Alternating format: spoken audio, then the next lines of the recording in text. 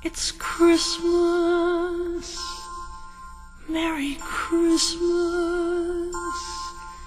It's as if the clock is saying your life has just begun. And yet I feel like time is standing still. I look at you and can't believe you're here with me tonight. I've never been so frightened, and it's never felt so right.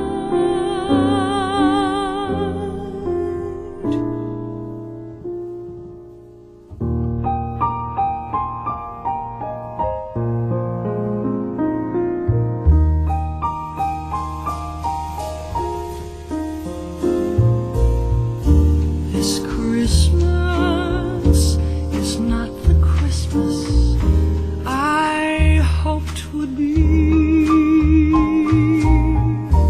No holly, no mistletoe, no presents under the tree. We don't have a fire burning, no carols in the snow. But oh, what music we'll be making, and oh, what a glow. This Christmas, I think I'm learning what Christmas means. It's loving, you give completely. There are no in-betweens. I try to hold back my heart. It's something I usually do. But you got inside my heart, so now it belongs to you.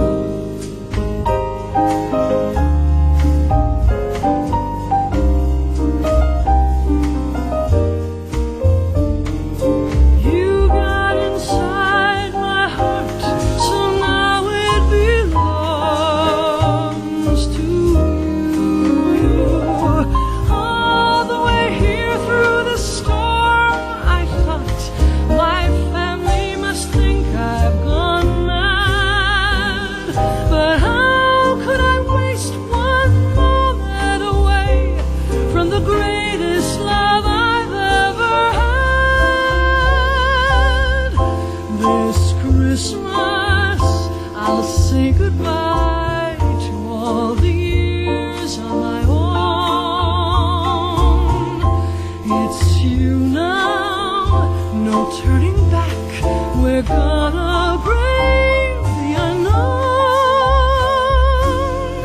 In my whole life I've never seen such a Christmas dream come true.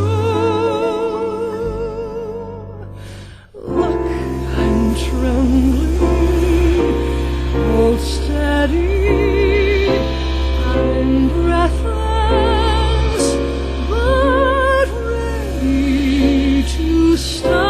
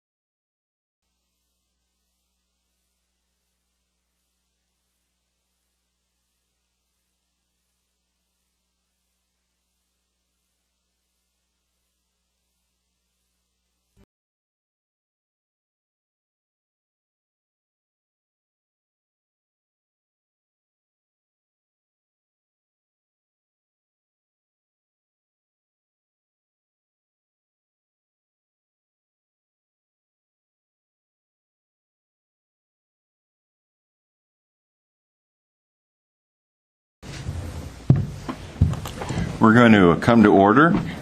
Today is the Wednesday, December 16th, regular meeting of the Glendale Planning Commission. Who we have roll, please? Commissioner Landrigan, Present. Commissioner Lee, Here. Commissioner Sheets, Here. Commissioner Resayan, Here. and Chairperson Kate. Here, report regarding posting of agenda, please. The agenda for this meeting was posted on Wednesday, December 9th, on the bulletin board outside City Hall. All right, would everyone stand and please join me in reciting the Pledge of Allegiance? I pledge allegiance to the flag of the United States of America and to the republic for which it stands, one nation, under God, indivisible, with liberty and justice for all. All right, our next agenda item is a welcome to our fifth Planning Commission member. Welcome, Commissioner Stephanie Landrigan. Would you like to say any greeting remarks, if you will? Thank you. I'm delighted to be a member of the Planning Commission. Give you a little bit of background. I am the director of the Landscape Architecture Program at UCLA Extension, and I have just recently served as the Historic Preservation Commission Chair and previously served on Design Review Board, and I'm just delighted to be part of this esteemed body. Thank you so much. Welcome. Agenda item 5, approval of the minutes from December 2nd. Are there any comments or corrections? I have an observation. On page 11, under discussion by commissioners, and it starts off with Chairperson Kane agreed with fellow commissioners' vote to deny, and it was due to some mitigating things involving the project. I think really what I was saying is that there may be some mitigating things involving the graded site and the existing pads and that type of stuff. But despite that, I would still vote to deny. There's a small clarification just in the way it was worded. Any other comments or corrections? I think I would. Did we put Stephanie Landrigan absent for last meeting, even though it wasn't her first meeting? We don't have her in the. No, it would really be, this would be your first meeting. Okay. Chairperson? Yes. Although I'm not a part of this, on page 8, at the top of the motion, it seems to be an incomplete motion. It says moved by Commissioner Lee and seconded by Commissioner Hussain, that upon something hereby, Good catch. and I don't know what it is, but I was curious.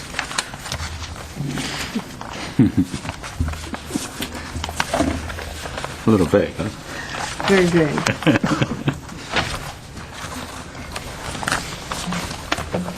Okay, well then I'm going to suggest that we ask staff to fill in that blank, and at the next meeting we'll consider voting on the minutes. But with that big gap, I don't know how we can pass them at this time. So we'll move on and we'll look at those on another day, all right? Agenda item 6, oral communications. I do not have any cards to speak on an item not on the agenda. We'll move on to agenda item 7A. It's a zoning appeal, new business. It's variance case PVAR 2008-043. It's at 1372 Opeechee Way. The appellant and applicant is Garo Nazarian, care of Domus Design. The property owner is John Dekudian. I'll let you correct me on that when you're in your presentation, sir. Thank you. And it's a request to reverse the denial of standards and setback variances to legalize an unpermitted construction without meeting the zoning code in the following areas. Allow 8 consecutive retaining walls where only 3 walls are allowed. Retaining walls higher than 3 feet located within 5 feet of the interior property line. A separation between retaining walls less than 5 feet with a slope between walls of less than 2 to 1. 4, allow a recreation room above a detached garage exceeding the maximum height permitted for an accessory building. 5, maintain 1 covered and enclosed parking space where 2 are required. 6, a detached accessory building with less than the required 10-foot interior setback. 7, addition to a primary building that exceeds 30 feet in height with less than the required 6-foot interior setback. And 8, creating a 4-story single-family residence where a 2-story residence is permitted. And the recommendation is that Planning Commission deny the variance case. And staff, could you give us the overview, please? Yes, good evening, Chairman Kane and members of the Planning Commission. The project before you is, again, as you've stated, is an appeal of the zoning hearing officer's decision of a standards and setback variances case number PVAR 2008-043, which was heard by the zoning hearing officer on September 16, 2009, and was ultimately denied by the zoning hearing officer on September 23, 2009. This property is located at 1372 OPG Way, which is Zone R1R, Floor Area District 2. This is a hillside property, and it is located in the Woodlands neighborhood. The property was developed with a single-family residence and detached garage in 1920. The original detached garage, however, has been demolished and was replaced by a new garage. The subject lot has a gentle slope at the front and is irregular in shape. The rear yard slopes upward behind the house and garage. These characteristics are similar to other properties on that same side of the street. The subject property is 11,970 square feet in area. Again, the basis of the variance application is to legalize a number of unpermitted constructions. The appellant is requesting numerous exceptions from the requirements of the zoning code. The unpermitted work included the new detached garage and the recreation room above the garage, the construction of a loft, which is considered a livable area in an existing bedroom, which added additional floor area to the house, creating a 4-story where only 2 stories are permitted, construction of retaining walls where they exceeds the number permitted by code and height, as well as not meeting the minimum separation and slope between retaining walls. In terms of the construction of the garage does not meet the minimum size for a 2-car garage. Therefore, at this point, it's considered 1-car garage. And where there is a recreation room on top of garage, the height limit is being exceeded in this case. Both the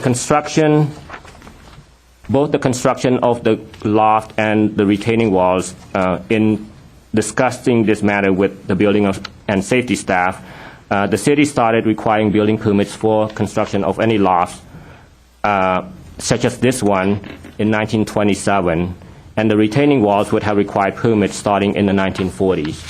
However, in doing all permit record search for this property and the appellant's request, no permit exists in our possessions.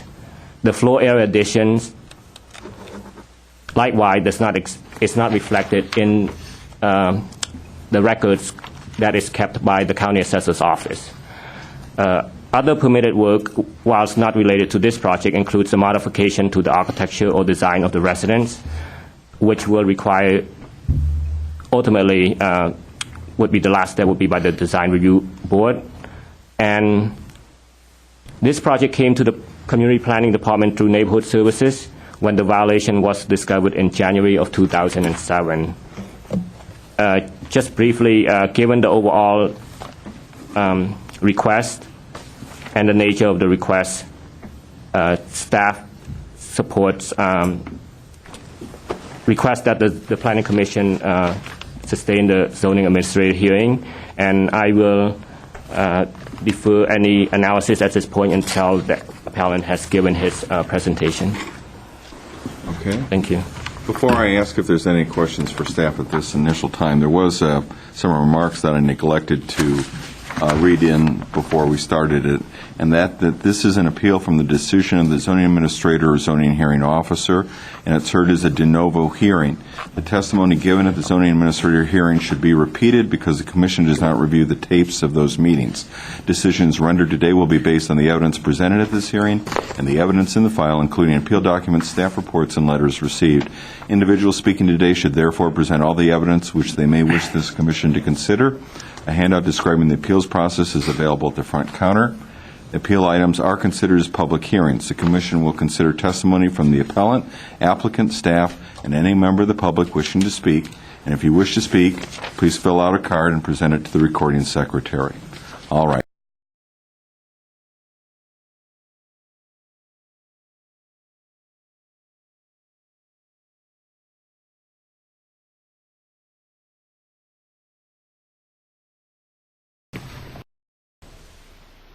I believe was initially made.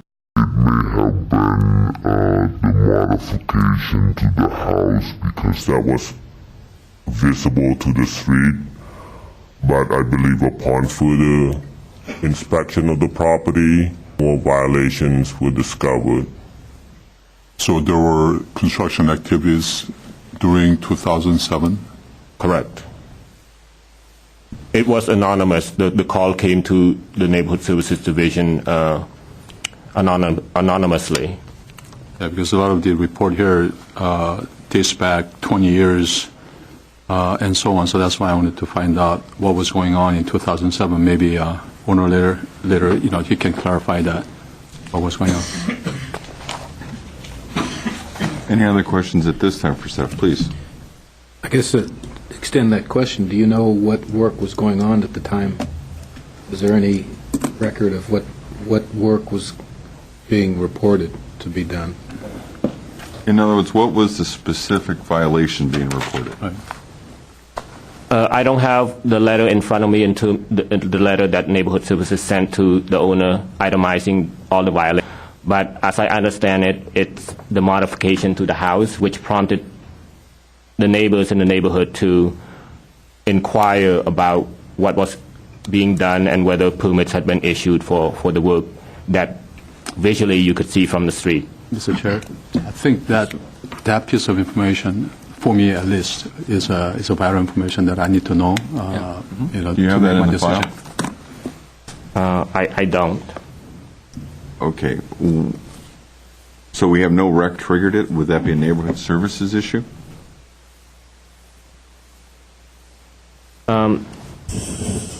It would be this. The planning department initially had no idea that this was going on, so we got the notification once the applicant contacted the staff about the violation and finding ways of correcting the violations. That's when we found out that it was a neighborhood services violation initially. Okay. Do you understand what we're asking for? Mr. Chair? Mr. Garcia. I think we all do, and I'm not sure. I think well- what staff's saying is that he doesn't know because he just doesn't have a letter. And my note, or my cautionary note at this point, is that the violations are there now, and that's the case before us. And what was occurring at the time that triggered the neighborhood services should not be determinative of the decision of the commission. All right. Thank you, Mr. Garcia. I understand that. As we proceed through this, if that continues to be something of great interest to the commission, we may decide to continue to see if that paperwork is indeed found. We'll just have to see how the hearing unfolds. Mr. Chair, I have one more Mr. Lee. question. Yeah.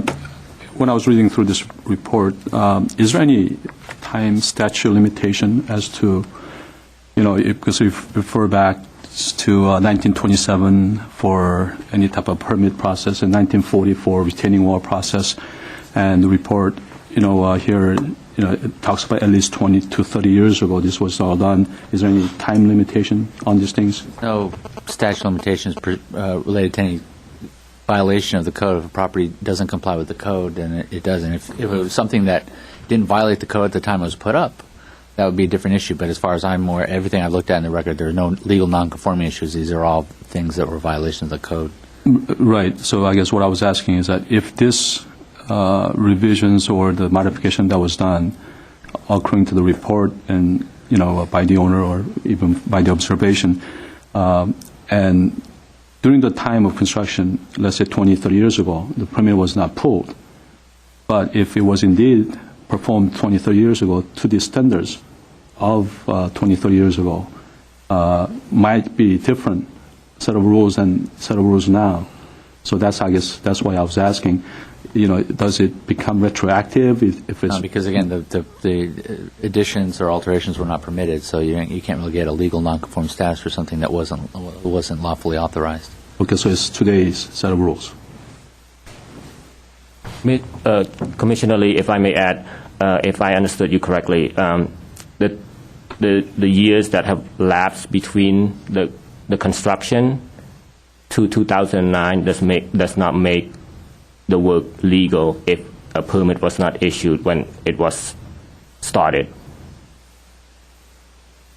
If the applicant or appellant is to legalize it today for something that was done 10 years ago, for example, then we would have to consider that as a new project coming in today.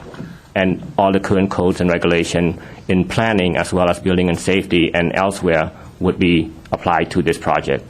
The reason I asked what activities were taking place in 2007 is that the report that we had before us when we studied this case, when I read on it, actually talked about the work that was done 20 years ago or maybe 30 years ago. But your discovery was in 2007. So that's why I wanted to find out what was going on in 2007. Well, the reason why staff mentioned the years in the report is just to demonstrate that the city had initiated or had in the books the requirements for a building permit for such work as addition of a loft and the construction of retaining walls. So staff wanted to demonstrate that we don't have permits in our record for any of these works. Therefore, if the appellant is arguing that it's been there 50 years or 40 years, but even if it was constructed in 1930, if a permit was issued, we would have it in our record. So he can't claim that it was done back in 1930 because a permit would have been required back then, and it would reflect it in our record if it was legal. That was the point staff was trying to make in citing those years. I'm also referring to the letter that was written by the neighbor, by Mr. David Silverman. I don't know if he's here today. He is right next door. I verified his address, and he's saying that he's lived there for long time, and then for 30 years, and he's validating that that's been there for a long time, 30 years. Yeah, So. That's again just because a neighbor observed the retaining walls in this case. Just use that as an example. When he moved in, that doesn't give us a full history whether the previous owner had obtained permits or not. That's just based on his observation. So it could still be illegal. His observation or testimony does not make what the issue we're trying to resolve legal. And just to add to what you just said about the email from Mr. Silverman, we also have an email from the neighbor to the north, Ms. Castleman, stating something to the contrary. So I'm going to pass this email to him. Yeah, we don't have that.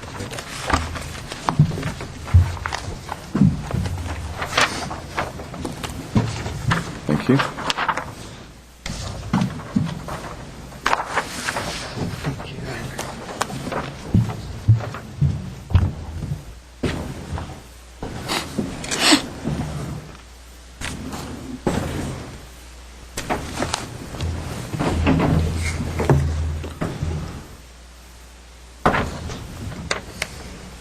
All right. Any other questions at this moment for staff? All right, Mr. Sheets? Yeah, I'm not sure what this means, but I noticed on the June 4th history and the August 9th history, it states that the hearing was continued indefinitely due to improper posting of the site. And then again on the August 19th, it states that it was continued due to improper posting of the site. Do you know any details on that? What that was about? Yes, the zoning code requires that the project site be posted at least 10 days prior to the zoning administrator hearing. In this case, the applicant failed to post the site within 10 days initially, and then it happened again the second time. So this happened twice. That's why we had to continue the hearing in those two instances. The reason I bring it up, in visiting the site, I noticed that the sign was tore off this time. Yeah, that was from the rain. We have photos of that also. Well, it was torn. I mean, it might have gotten wet, but it was torn. You could see the way it tore off. But I noticed, so that'd be the third time. But so I just wanted to know what that was about. If we failed to do it, or how that happened. So we can get clarity as we go along and have testimony. So just an observation. All right, unless there's something else for staff, we'll move on to the appellant's presentation. Mr. Nazarian, your group, which would include the property owner, well, basically the property owner yourself, you have 15 minutes to present your case, sir. You'll also have rebuttal later in the session. Good evening, Mr. Chair and board members, staff. My name is Karu Nazarian with Domus Design. Actually, all of the issues, it has been discussed here, and we are appeal to the zoning administrator hearing decision because we believe that really the issue of the consideration that the walls and the second floor addition, it has been done time ago, and for me, because always it happens, the documents that they get lost, and because there is no record in the city doesn't mean that, for me, that it's illegal construction.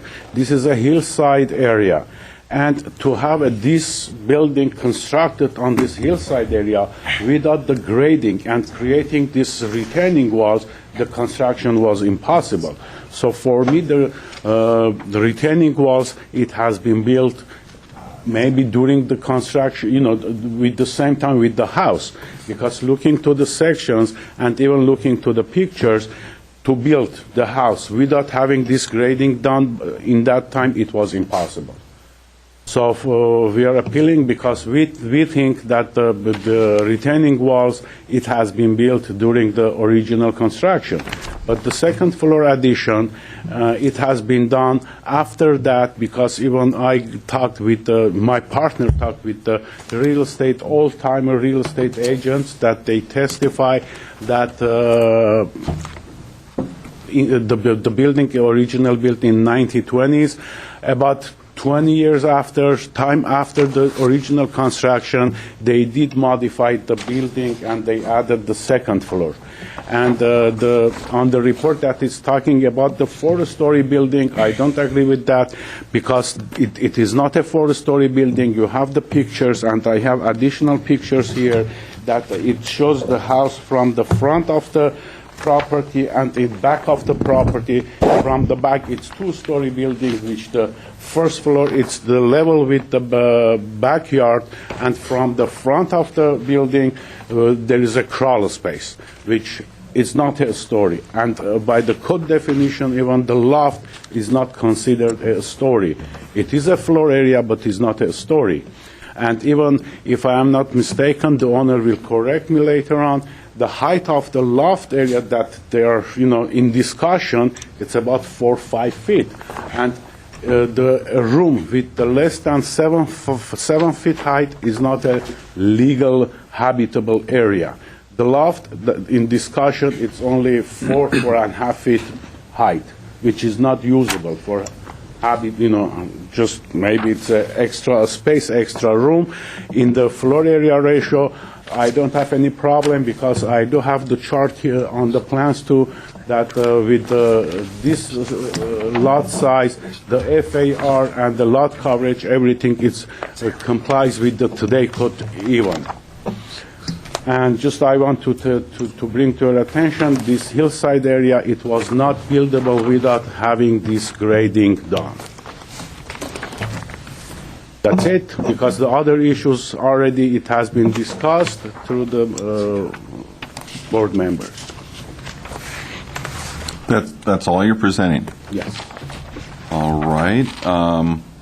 You also have, again, you also have the owners with speaker cards. They're entitled to speak right now as part of your presentation. Is it your intent? Would you like to speak at this time? Fine. Okay. All right. And that's also true for Rita? You don't need to speak right now? All right. We have questions for you, sir, so just working through it. Okay. Questions from the board for the speaker. Mr. Lee? Neighborhood Services said, in 2007, that, they received a complaint. That's what brought this whole case up here. I'm going to ask you a specific question. How many dump trucks did you hire to, get the dirt off of the backyard, as the other neighbor says that, the terrace was constructed? Do you know how many dump trucks were employed, or was there any dump trucks? Actually, no, because I wasn't involved in that time. After after this citation by the neighborhood service center, the owner hired me to prepare all these documents and the plans to submit for the variance. I wasn't involved on the construction time. Does the owner have the answer for that? Was there any dump trucks hired?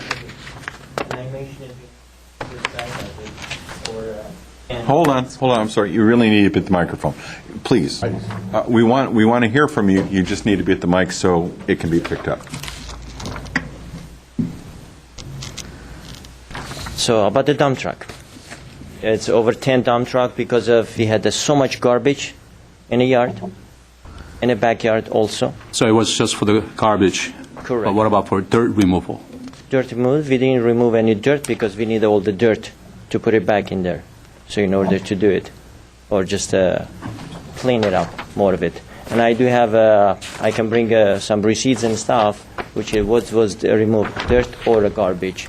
And I do have another evidence, us and my front neighbors. Until now, they're thanking me to clean it up, all this mess. Okay, for the record, I did visit the site and also met with the owner and, had spoken about this issue.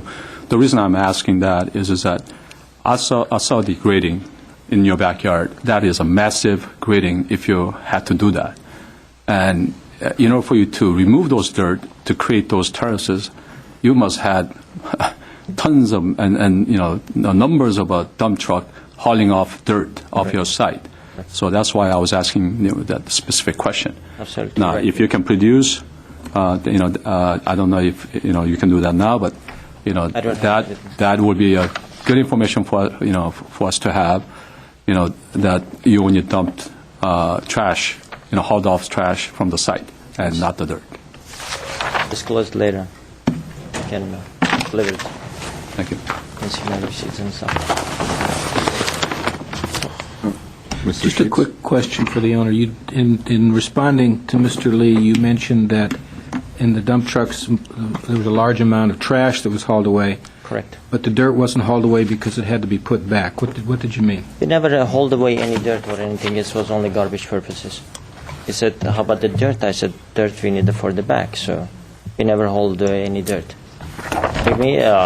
Even though we discussed it, or there was a question about the retaining wall. Retaining wall was existing. What I did, I cleaned it up.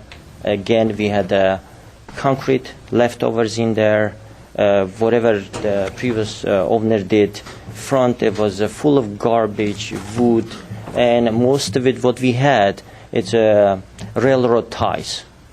You don't dispose of railroad tie because of you wanted to.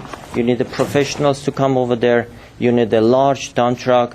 And one railroad tie, it's just a couple of men's job. Yes, we had a dump truck because of that, and we pay for it to hold it away and secure safe and sell it in the future.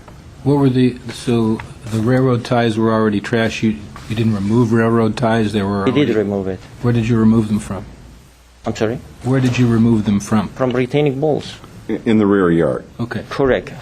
Most of the where That's where I'm going. So, yes, and I do have it until now. From the right-hand side, you can still retaining walls, not retaining walls. Let's say Ties. railroad ties. So you took the ties down and replaced Correct. with retaining wall? It was in there. Some of it, yes, replace it with the retaining wall. So let me correct. It was timber retaining walls. He replaced the timber with the concrete block. He didn't done any grading job. So you took out the wood and you actually placed retaining walls. And that was done probably in the recent past, 2007. Correct. Okay, that's what I wanted. There we go. What do we know? So was makes that sense. done around the time we got the? That's probably what triggered it. Is that what triggered it? City of Glendale filed the charges against me, not complying with the neighborhood services to obtain a permit. But several times, and Mr. Dong also knows, I approached him, and that time I was doing all by myself. I hired several architects until we have Mr. Nazarian involved with his group. because of they didn't want to settle down, sit with me and discuss all these things. They said, well, we are unprofessional. We need somebody as a professional. So it's been ongoing before 2007. I started 2 years ago. It was 2005, and until 2007, and lately, recently actually, I did hire Mr. Nazarian. All this thing, ongoing process was going back and forth, and that's why it's time-consuming, and we are here today. Mr. Lee? Yeah, follow-up question then. When you replace this railroad tie retaining wall with the concrete wall now, block wall, is there drawing, engineering drawing specification you built that to, even though you didn't take out a permit? Do you have a drawing that you can reference to? Because retaining walls are very serious business here. You need to have a certain amount of rebars, reinforcements, weep holes for drainage and all that. I can answer that. Yes. I discussed this with Sir, I'm going to suspect that they're not going to hear you well from the mic. You need to move just a little closer. You'll have to move back and forth a little. Thank you. I will answer to that question. No, the replacement, it has been done without any structural calc or drawings, which I explained to Mr. Dekutikian that if the variance will be granted, if all this will be planning-wise approved, then we have to approach for a building permit. In that time, I have to prepare the retaining wall detail calculation, and even I did review the photos that he took during the construction. Even if it's done properly, I explained, I have to prepare the drawings to show that it's safe, it will support all the dirt behind of the wall, and to show to inspectors that has been done with the rebars, footing, everything. Maybe we have to x-ray all the walls. But that is a process. After this granting, having this variance approved, then we have to approach for a building permit with all these details. One more question. Sure, Mr. Lee. When I visited your home, actually the really steep hillside is, I think the property is at north, I guess 1372. That's the one that has, enormous retaining wall. Is that wall between your property and that person's property, has that retaining wall, is that new or has that been existing? Existing. That's the existing wall. Okay, thank you. No new retaining wall, it has been added to the site. And as I explained in the beginning, it's a hillside. As you see, there is almost 20-25 feet this level from the building pad to the top of the hill. There is a 25 feet this level almost. And without having this grading done during the construction with this retaining wall, the construction of the house structure was an impossible thing. And they didn't build the house on the hill, and after that, cutting the hill and setting back the hill from the building. It has been done during the construction, with my opinion. Again, so what you're saying is what the property owner has done is simply replaced existing railroad-tied walls with his current block retaining walls. Same places, no real grading, simply, for lack of a better phrase, renovating. Before even taking this case to prepare, even going to variance, I investigated, I sit down with the owner, I ask, I should know everything exactly what has been done and what I can do. There is no new retaining walls, just replacement of the timber with the concrete block. Has the owner been involved with any other improvements in the house for the last 20 years? 20 years ago? You've been there? 04. You bought an 04? You bought it in 04? No, 2003. 03. 03? Okay. Oh, you bought it in 03, okay. I moved in Glendale 10 years ago, so 20 years ago I was far away. But building on that exact thing, what have you done to the house since 03? We've done many things. Many good things, I would say. Well, let's be more specific. Things that should have gotten a permit that didn't get a permit. Could Let you me list- explain. I know that. No, I Okay. really would like him to answer that. Please. Which part you are interested about the permits? Well, since you moved in 03, other than slapping a coat of paint on things, and if I'm not addressing it, please jump in. Yeah. Have you changed water heaters, electrical systems, air conditioning units? Have you done anything structural to the home? Have you done, besides the retaining wall work that we know of, what else have you done to your home? Nothing electrical, nothing plumbing. We did change a water heater, correct? It was an old one, so we replaced a new one. And I'm sure of it if necessary. So permits for that. And what else? We done some work under the house, which we reinforced. I did reinforce it actually. Generally, the beams. It was 4 inches. I added extra 12 inches, which will support the whole house structure. And as a front part, there was until now the house leaks. We cannot change the roof or do anything because of the nothing done. Just the general house or roofing part. It's just a minor interior part, and generally what we work outside, which concern a retaining wall and the front. The front And the driveway garage. work, the pavers and stuff out front are from 07? I did that. I obtained a permit and that time, and we didn't continue because all these things started. People complain, and I was working with the plants, obtaining permits, things and stuff. So it's got escalated and time consuming, and we are here today. So I guess another part of your testimony is you basically just decided that you could replace retaining walls and you could do all this work, and it couldn't possibly be something you needed to approach the city to make sure about? It didn't even occur to you that it might require a permit?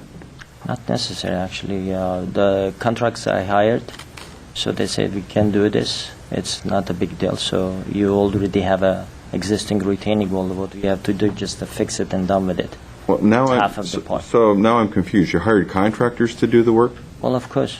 Well, but I'm sorry. I thought earlier you said this was something you had just kind of done on your own as a by gosh and by Well, I golly. was in charge as a contractor, not a professional contractor, subcontractor. I would say the word would be right. This was owner-builder. Correct. Owner-builder, but you hired subcontractors to actually do the work.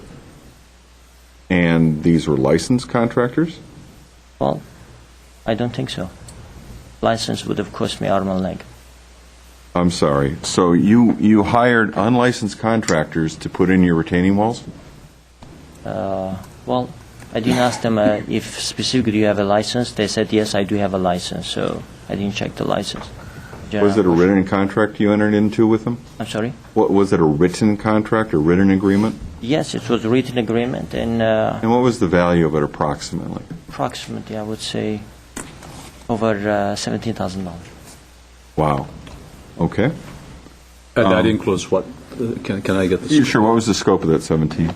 It's a half of the retaining walls, because majority was right-hand side, close to the hill part and everything, was constructed and with concrete blocks, and majority of work we did the left-hand side, Now, replacing all these concrete beams and railroad ties. I did notice that where your basement was, that's where you put in, the support for your floor above. So this is the header that you're talking about, the 12-inch header that you put in around there. Is that part of this work? Sure. The $17,000 work? You seen in there, it was, I did 2-time termite, what is it? Not only inspection, actually, yes. They came and inspected, not inspected, treatment for the termite because of the back porch is completely deteriorated because of termite. Even the rooftop over here deteriorated from the termite. Generally, work is done just preventing all these issues, not escalating. As this portion, it is the oak tree sitting top of neighbor's oak tree is sitting top of the roof, and it's completely termite. We cannot do anything at this moment because of we are in this kind of mess. Let me, I lost my train of thought for a moment, I'm sorry. Do we have some other questions? Just to recap, so the improvements you said you've worked on since you've had the house is the water heater, reinforced beams underground, and some retaining wall construction. And anything else? Is it just those three things? And the backyard? The backyard, yes. We done most of the work in the front, which we have a front driveway. It's been fixed completely. Outside.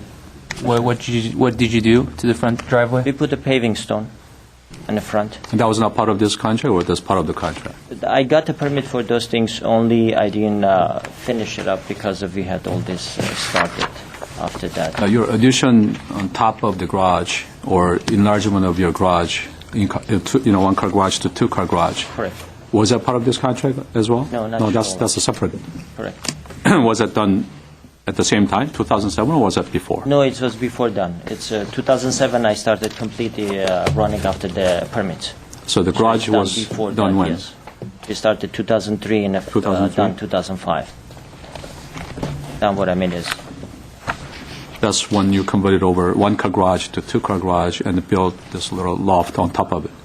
The whole point was because the garage wasn't foundation, there was no foundation, and it was tilted to my neighbor's side. And the contractor who did that actually said, I will do it in non-expensive because that was his fault totally. So we have to break it down initially to make it a better place. Was the front deck already constructed? Front deck was existing with the same concept, only we fixed it, we put, it was completely deteriorated, the wooden portions. So you replaced the beams, the columns, the decking, you basically replaced the entire deck? Not necessary. What, Not necessary. let's make it easy, what did you not replace on the deck? On the deck, I didn't replace the front columns, which is concrete columns. I reface it, more of it, and we put a... I'm sorry, maybe I'm mistaken. Which deck is this? I assume it was then let me ask on the rear deck. The rear deck was all added? No, not sure. That was existing? And have you done anything to the rear deck since you moved Yes, in? I do the large beam, which I put it over there. So you added the post and the beam support. Correct. Are the joists existing? Correct. And the decking was existing? All right. You can Mr. Lee, actually. Oh, I can appreciate that. We are not using it because it's not safe. We cannot do anything because You're in we're limbo. here today. Right. And I recall now what I was going to ask about. When you moved into the home, you never took any pictures of the way it looked the first day you moved into the house? You have no historical pictures to show us what the yard looked like for the first year or two that you were in it? That's a good question. It's not a historical building. I'm sorry? It's not a historical building, as you are mentioning. It's a historical. Well, no, I'm place, just, but- I mean, when I move into a house, and, everyone's different, but that's why I raised the question. I'm just a little surprised that when you first moved into the home, that you never did anything. I'm sorry? We do have some pictures. Well, geez, it seems to me that would be a good thing to share with us in terms of what the, I don't have it with me, but I can disclose this complete information. I do have it. It's in a computer. you actually. I didn't can bring it read with you? Not at this moment. I all disclosed it previously, and obtaining permits and other things also. I didn't know it was necessary. I That was would the first time think- you are asking questions. Right. I would think that if you're having a hearing, and it's as important as it is, and you know you've already been denied, by hearing officers, and you have some evidence that would show us what your yard looked like when you first moved in, to perhaps give us some sort of mitigating understanding of what had happened, you'd submit it. I mean, this is the time and place to do that. Sorry, I don't have it with me, but I can disclose it, like I said. I'm a little confused. The second garage, you built that too. Correct. So you built the second car. And was there a permit issued for that? No, that's true. It was supposed to be done by my contractor. Contracted the guy, not I did hire it, who knocked down the garage, actually just leaned the garage, and Yeah. he damaged the garage. So he did it in a halfway, actually. So he didn't show up. I had to hire some other guy who can do it. And so You didn't think a permit was necessary? he said I will obtain it and everything. So I took. You his just word. relied on him? Correct, absolutely. You didn't follow up with him to Oh, see? he just left, and after that, I contacted him several times. He didn't want to visit or file the charges against him. It was a non-expensive deal, and he was doing. Do you think it's his responsibility to do that? Oh, absolutely. It would be nice to have a permit to do it. You have a copy of your contract with them? Yes, I do have it. I can. Do you have it with you? I don't have it with me.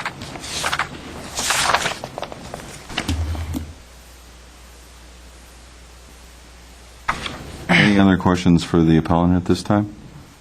Oh, Ms. Landrigan? I noticed when I drove by the house that there's a garage underneath the first floor now. Is that correct? Was that permitted, and is that structure, was that part of an issue that was brought up when Neighborhood Services was out there? There was never been issue as part of having a 1,000 square foot. You have to have a three-car garage. So generally, I open it that thing in case of we need a third-car garage. We don't have a car, third car. We have only 2 cars. Was there permit for cutting a hole in that? There was no hole Retaining cutting. wall? It was open area. It was already open?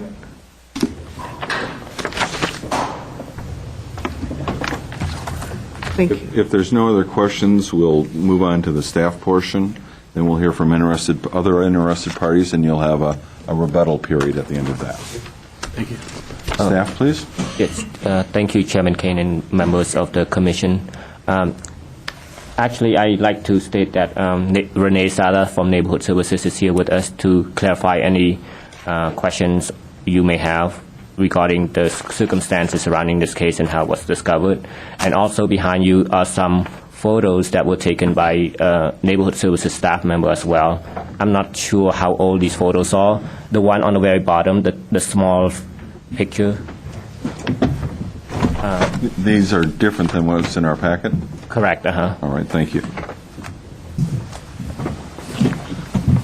So can we bring up neighborhood services? Yes.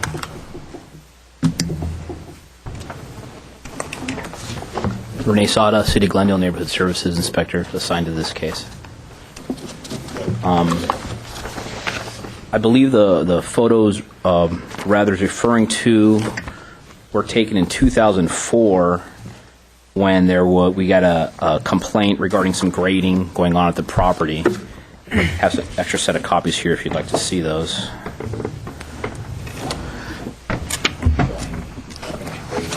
Grading in front of the house or in back of the house? Sides in the back. Thank you. Sides in the back. I think that's the same. No, it's a different. Oh, it's a This series is- of photos. This is the front of the house. I'm sorry, Yeah. this is a series of photos. Sorry, this is 2004? 2004, I believe. We should have stopped work order at that point, just for the grading being done on the property. I thought they were. So, And also, I believe they showed the condition of the house and the garage in 2004. so the owner states that the dump trucks, that he hired 10 dump trucks, only hauled off trashes. Do you have any thoughts on that? Do you have any reports as to, The amount of grading that was done, no, I don't know exactly what amount. So- The stop work order was issued by another inspector. I believe in 2005, the owner obtained a permit. So that issue was at that point resolved, and then subsequently in 2007, another complaint was received regarding the remodeling and the additional I'm sorry, can construction you on the clarify? house. 2005, he obtained the permit? Permit for what? I believe the permit is for...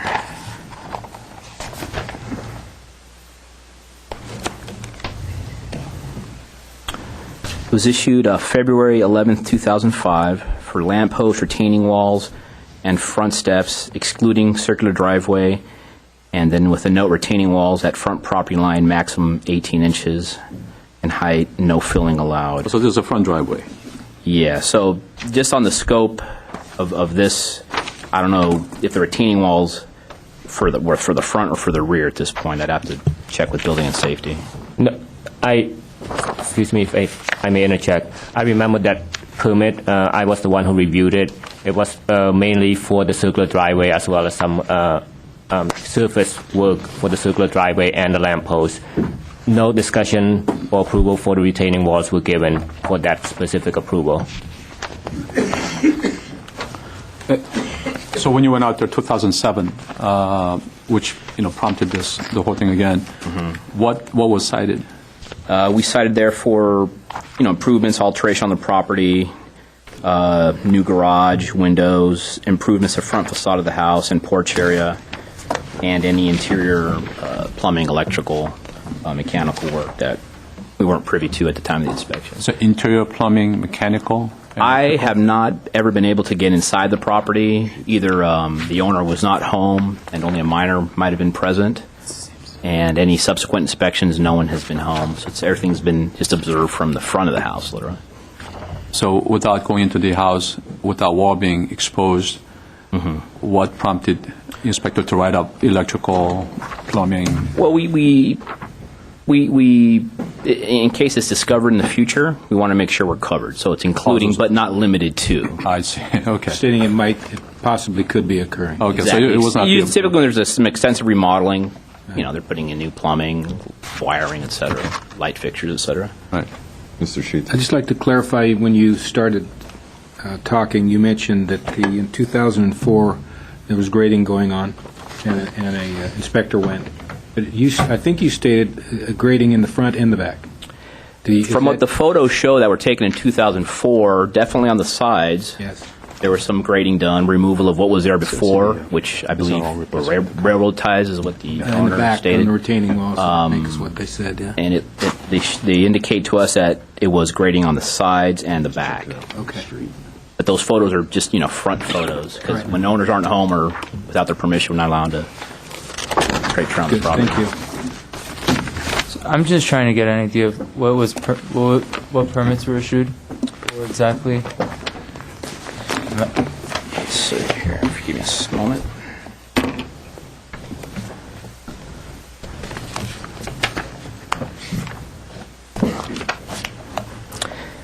For example, in 2000, there was a permit to replace porch flooring and decking. That permit was never finalized. It has since been expired by Building and Safety. So that was not granted. It was granted, but not. It was granted, but not finalized. Okay. Inspected. October 23rd, 2000. Okay. So that permit is expired. And then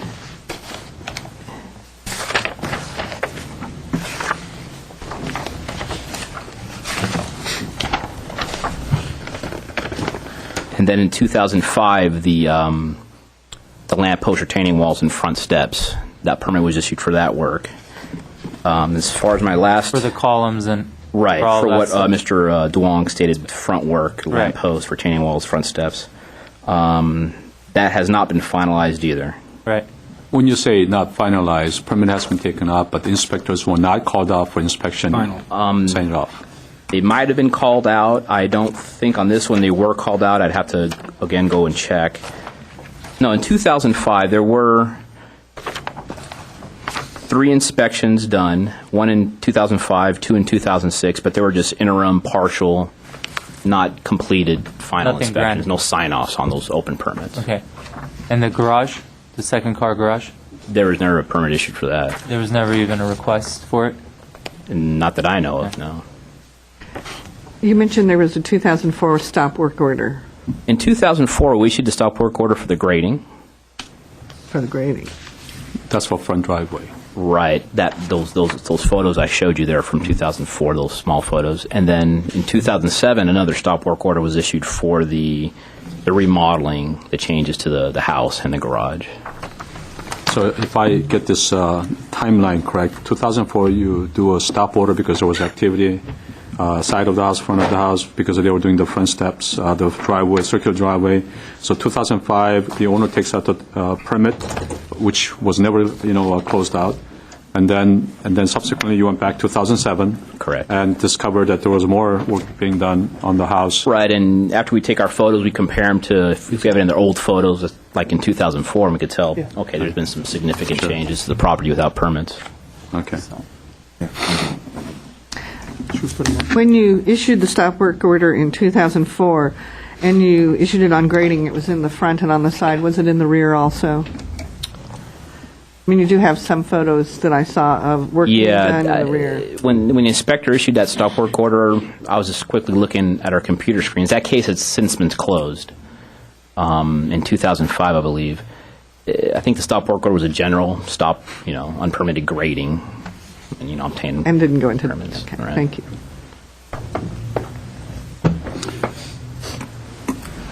Other questions for Neighborhood Services? Nothing from you. Staff, would you like to continue with anything you want to add to the? Yes, Karen? thank you, Chairman Kane. Basically, a variance specifically requires that the applicant or appellant, in this case, demonstrate their hardship that exists or uniqueness to the property that exists that can be substantiated by the required 4 findings. So in this case, the main basis for denial of this setback and standard variance is that staff as well as the appellant were not able to find the appropriate support to approve the variance based on the required 4 findings. It's pretty cut and dry in this case. If you read the required 4 findings, number 1, that the strict application of the provision of such ordinance would result in practical difficulties or unnecessary hardship inconsistent with the general purposes and intent of the ordinance. In this case, the subject property could accommodate many design options for building floor area, garage area, and retaining walls without the need to seek a variance approval. This would have been avoided for the most part if the applicant or property owner had approached the city, so we can advise him or her as to what would be approved, what would meet code, and what would not meet code. So in this case, any claim of hardship due to existing condition created as a result of construction done without proper permit is self-imposed. It would be considered self-imposed hardship. And this is clearly a good example of such a hardship and cannot be used to justify a variance approval. Number 2, the applicant has not shown that there are exceptional circumstances or conditions applicable to the property involved or to the intended use or development of the property related to the specific variance requests that do not apply generally to other properties in the same zone or neighborhood. As I stated earlier, this property is very similar and shares a lot of the same characteristics of other properties on the same street, particularly on that same side of the street, which most of these properties have irregular lot shape, has sloping backyard, and for the most part have oak trees located in the backyard as well. If anything, this subject property offers potential for more design options than many other lots in the R1R zone that are smaller, narrower, or steeper in topography. 3, the granting of the variance would be materially detrimental to the public welfare or injurious to the property or improvements in such zones of neighborhood in which the property is located, in that adjacent property would not be protected by the high standards of the code with regards to residential development. And number 4, finding number 4 is that the granting of the variance will be contrary to the objectives of the ordinance. In this case, if the variance is approved, we would allow the property to remain with a substandard interior setback and excessive height. The main house would be allowed to remain at what appears to be 4 stories in height when a maximum of 2 stories is permitted by the zoning code. And parking would remain substandard, and the terrain modification created by the retaining wall would not maintain the sensitive site treatment anticipated by today's hillside standards. And just to touch base on some of the points that the appellant brought forth, he discussed that basically he did not agree that this is a 4-story structure. In fact, this is a 4-story structure according to the zoning code based on the topography of the lot. The way we determine stories is that we look at the top of curb elevation at the curb and the finished floor. So in this case, the basement under the landing or the step would be considered the first floor. And then you have 2 more levels on top of that, and the loft would be considered the 4th level. So in this case, there's no other way to look at it except that this is a 4-story structure. So this has been intensified. What was originally a 3-story has been made into a 4-story. The 3-story, if it did exist legally as a 3-story, would be legal non-conforming. But the current owner created a 4-story to this level. And also the appellant stated that he removed railroad ties and replaced them with concrete retaining walls. Such modification would require the review and approval by the city, because when it comes to retaining wall, we have to determine whether repairing such wall would be subject to today's code or not, based on whether the existing walls are permitted. If, for example, if the existing wall, the retaining walls are permitted via the railroad ties, and if the applicant is proposing to replace the railroad ties to the same height with concrete walls, then there are instances where we would permit the same height even though it may not meet code if the previous condition existed with permits. However, if this is a new design, new retaining wall, we would have to look at the design, we look at the material, we look at the overall height. These are all areas that the zoning code covers before staff approves such a construction. So, and also in the testimony that given by the appellant as well as Mr. Rene Sada from Neighborhood Services, it appeared that the appellant was aware what the city protocol was at the time when the inspector went out to the site in 2004. That would demonstrate that there were procedures he need to follow in terms of work that he is interested in completing on the subject property. So by virtue that proper permits were not obtained in 2007, that demonstrates that, and short of a better term, he simply ignored what the city requires for for any type of constructions at all on this property. So based on those requirements and the fact that we are tied to the 4 required findings, staff recommends that the Planning Commission sustain the zoning hearing officer in denying this case altogether. That concludes my presentation. Mr. Lee. I have a question.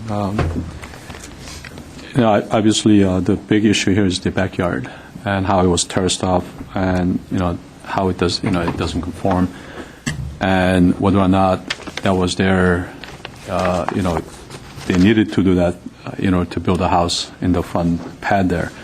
I did notice in the old pictures that there was railroad ties that was holding those walls, and I noticed that there was a concrete wall. The reason I ask if that wall between that 1372 and this property, existed, because that retaining wall is humongous. Because that retaining wall goes all the way down and continues from the bottom to the top. If that terrace was recently done, I wouldn't think that a retaining wall would be existing as it is right now. My other thought was that when I was there, what happens if we deny this? They have to put it back the way it was, and how is it safe? How does it work? Then does staff have any suggestion as to how to safely revert that hill back to? I mean, the way it is right now, the way it's terraced off, it seems to me, other than it's not permitted, it's well constructed, well designed. It doesn't have any weep holes, so it needs to have some good drainage, and obviously it needs to be qualified. But to me, from my construction background, those retaining walls, the dividing retaining walls from, from the other neighborhood to this neighborhood was existing, retaining wall, and that wall seemed to be there, and that backyard, seemed to have been there, because if that backyard was tore up and all that dirt had to be removed, to turf that off, you cannot do that with 10 dump trucks. I mean, massive earth has to be removed to do that type of work, because that was a steep hill. So that's why I was asking all these questions, before. And I guess the practical question comes to my mind is that if we deny this thing, what do you do with this thing? How do you safely revert back to the steep hill, if you want to call it, and then make it safe? That is a valid question, Commissioner Lee. It's hard to know what the condition that previously existed on this property without. Again, photographs may shed some clue into this, but Mr. Crosswood, do you have anything? Well, again, anytime you have construction without a permit, it's sometimes a big undertaking to try and retrofit it to something that meets code. But that's something that the owner, maybe with the help of some consultants, can figure out. Again, whatever was legal, it would remain legal. This isn't the forum to determine what does and doesn't have a permit. This is a forum to determine what is alleged to not have permits that doesn't meet the zoning code. Are those variance findings there? So, again, the testimony at my hearing revealed that the applicants weren't fully aware of exactly what did and didn't have permits. So the exhibits in an ideal situation should clearly demonstrate to the hearing officer and to you what does and doesn't have a permit. Unfortunately, that's something that's significantly lacking in this case. All your floor plans should indicate what's unpermitted, what's new, and what isn't. But the applicants, the applicant was the architect, didn't know. They assumed that the entire, what's labeled as the second floor and the loft, was done in the 70s. And again, some of the retaining walls were done and some were there. I guess the question that I was trying to pose here was that, not the question of was it properly done, was it permitted, but, I was trying to look at it from the standpoint of qualifying it under today's, rules, the hillside rules, and you only allowed a certain number of retaining walls, a certain height. Right. And how do you attack that? How do you do that, create the condition in this, the property that is 25 feet in a short distance, just go steep hill. The way it is right now, it seems, stable to me. And like I said, I wanted to qualify that wall that was existing there already, that whether or not he terraced his backyard or not, that wall was there. If that wall was there, then, if that, wall was a new or something like that, or it wasn't existing, then as you are terracing this, the backyard, you would have to redo the whole retaining wall with the neighborhood there. Right. And, that was there, though. So that's what I was trying to get to, is that, what is it that we're buying into here if we, our decision is to approve this variance or not approve this variance. What happens, in case we don't approve the variance, then they're stuck with this, recreating this hillside that we might have a mudslide every year. I don't know. That's my opinion. Well, they do have some options, but directly behind the house, the height limit is 15 feet. So it's not like they can't do retaining walls at all. They might have to lessen the number and do some regrading, yes. They might have to have some temporary shoring to be able to do that. Chairman Kane. Yes, Ms. Landrigan. I don't think we should be concerned with things that structural engineers need to certify. We don't know. When you put up a timber wall, it percolates. It releases hydraulic forces, and a concrete wall doesn't. So they've changed the existing situation. That's really not for us to do those calculations. It's really for us to look at the fact that it was done. It was changed from a system that didn't need a permit to a system that does, and I think that's what we really need to focus on. Mr. Foy, you had wanted to interject at some point. Yeah, I to the degree that the question was about how practical is it to reverse the situation, I do know that while not inexpensive, it certainly does happen. Whether people do things without permits or whether someone gets a permit and just doesn't follow it properly. I know we recently had a case, it was on East Glen Oaks, I believe, where somebody just bit too much into the hillside and created an unsafe situation. And even though they had already done it, they had to work with the Building and Safety Division to figure out a way to undo the damage that they had done and to install something which was both safe and met code. Is it inexpensive? I'm sure it's not, but of course these retaining walls never are. Other questions for staff? Did staff complete their presentation? Yes. So do we have any other questions at this time for staff? All right, I have 3 speaker cards. The first card I have is from Jerome Joaquin.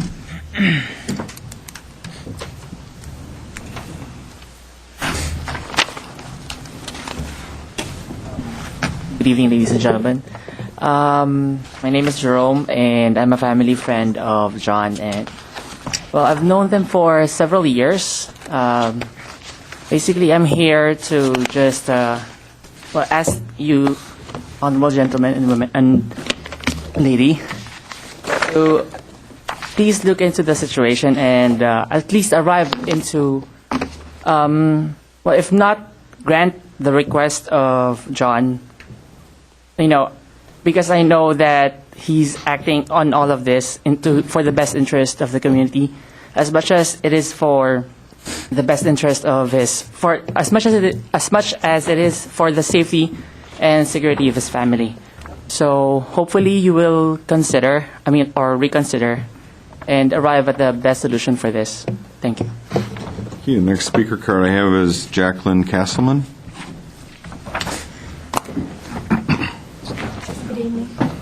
I'm a next-door neighbor on the uphill side, 1368.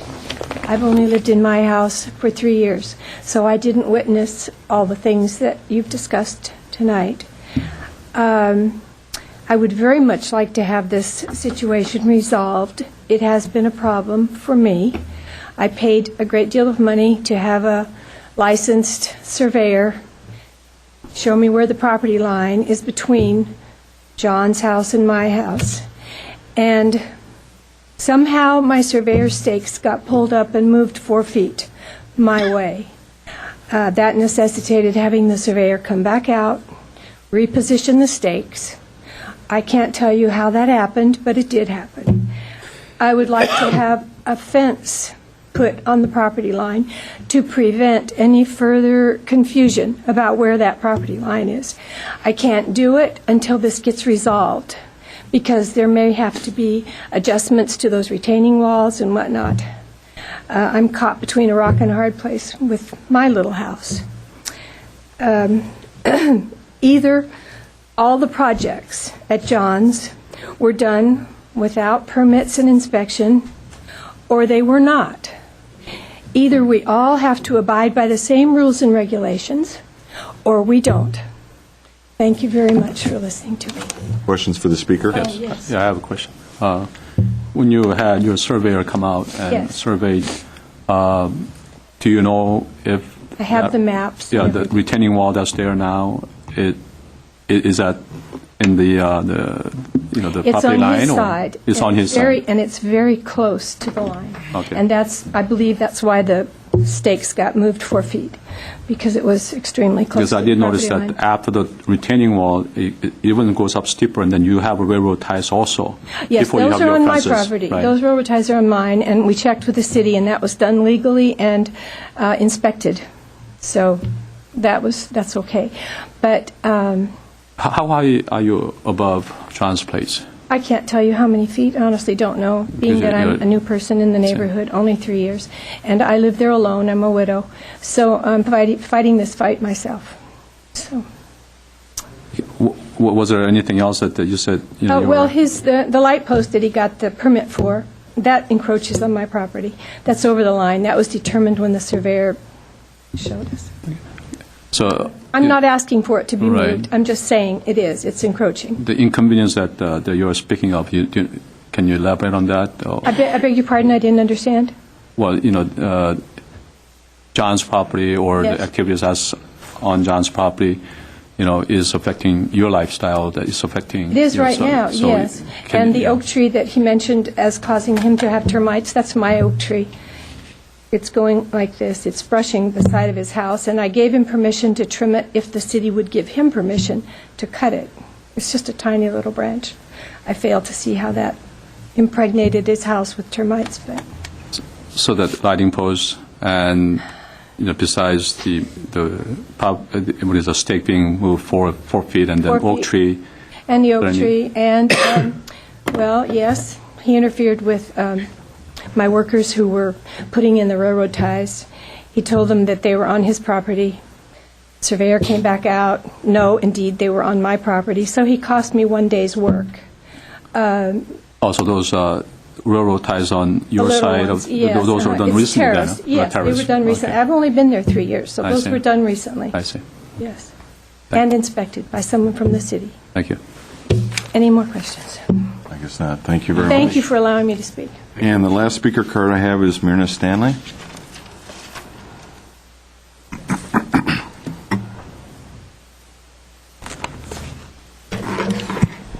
Good afternoon, Mr. Chair and board members, commissioners.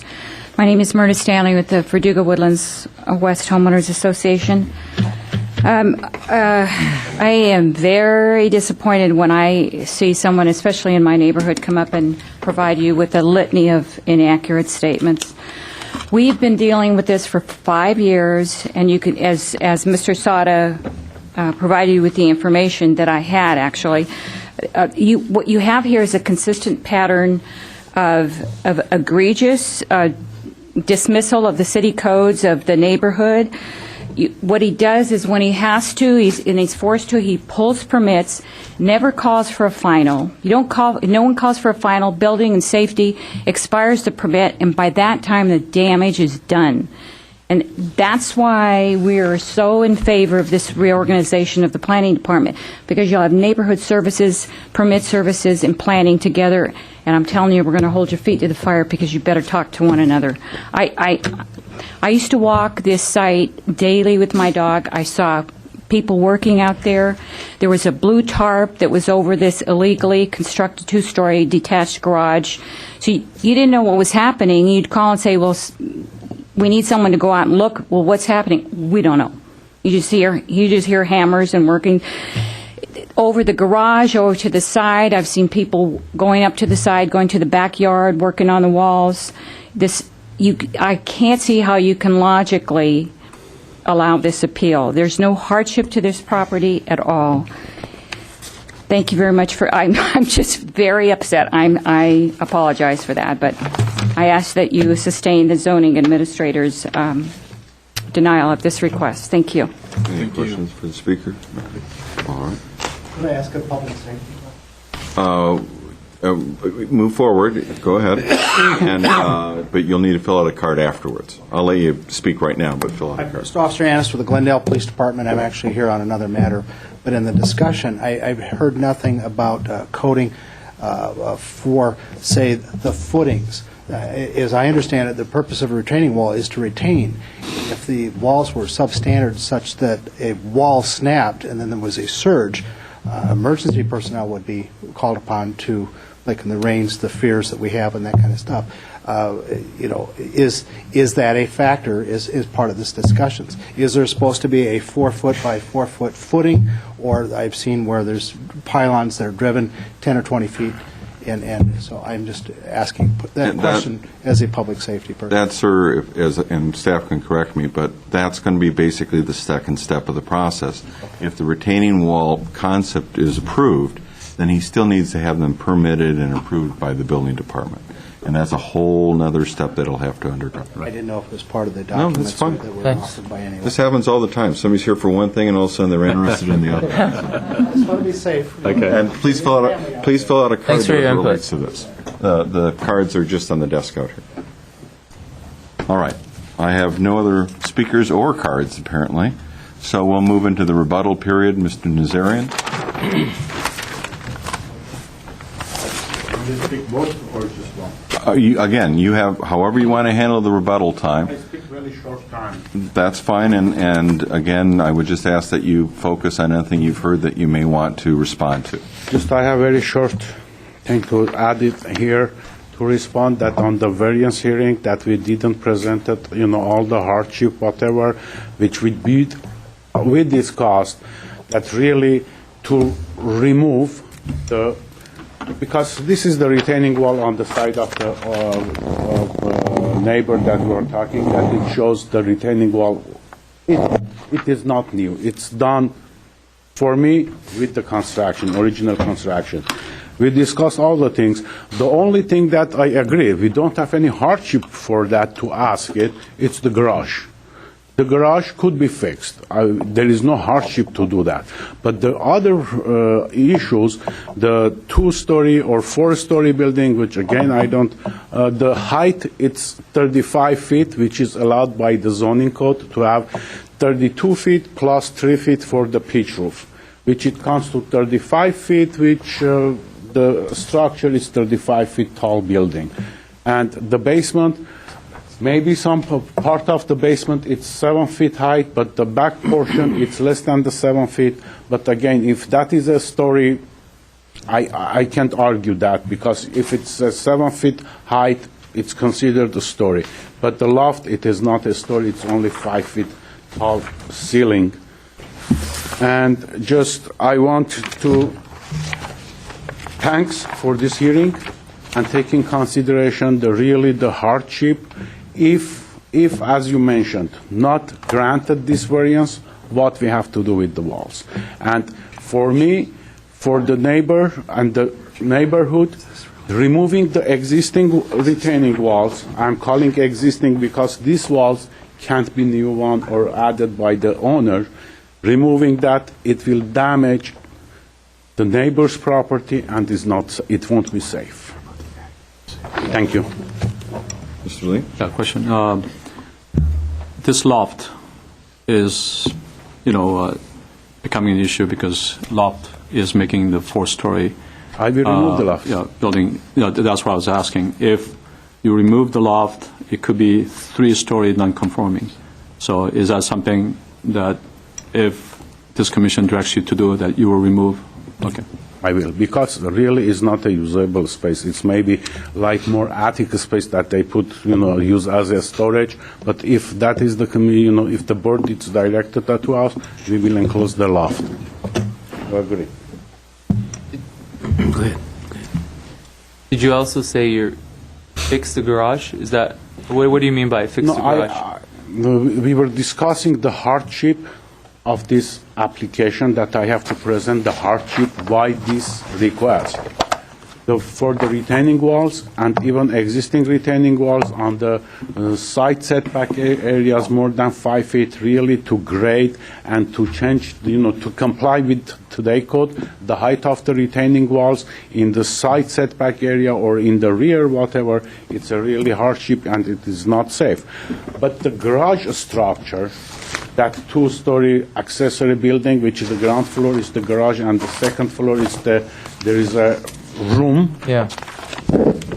I don't have any hardship for that. There is no hardship. So you're saying you're okay converting all of those things back to the way they are. The only problem you have is with the retaining walls. Retaining walls, right? And retaining walls in the setback areas. And the second floor of the building, because it is integral part of the structure, removing the second floor is not doable, but enclosing the loft area, it is doable. We can do that. I frankly hear different things being said depending on when he answers. Yeah. So you can pursue that if you'd like.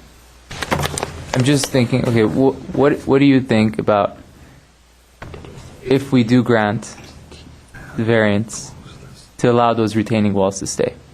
Okay.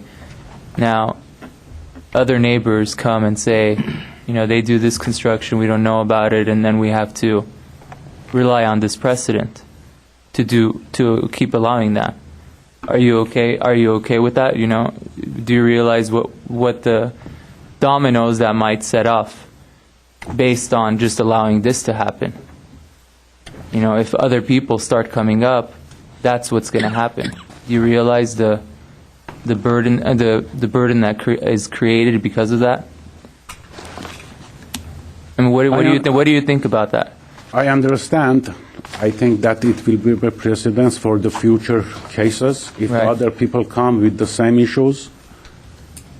I understand that. I don't have any answer. I mean, it just allows people to to do this work and then come and say we want to get the variance. You're talking about the retaining walls or the retaining wall in the backyard. Retaining walls. I am 90% sure that, Ben, I'm 100% sure that it has not been done with the owner, the actual owner of the property today.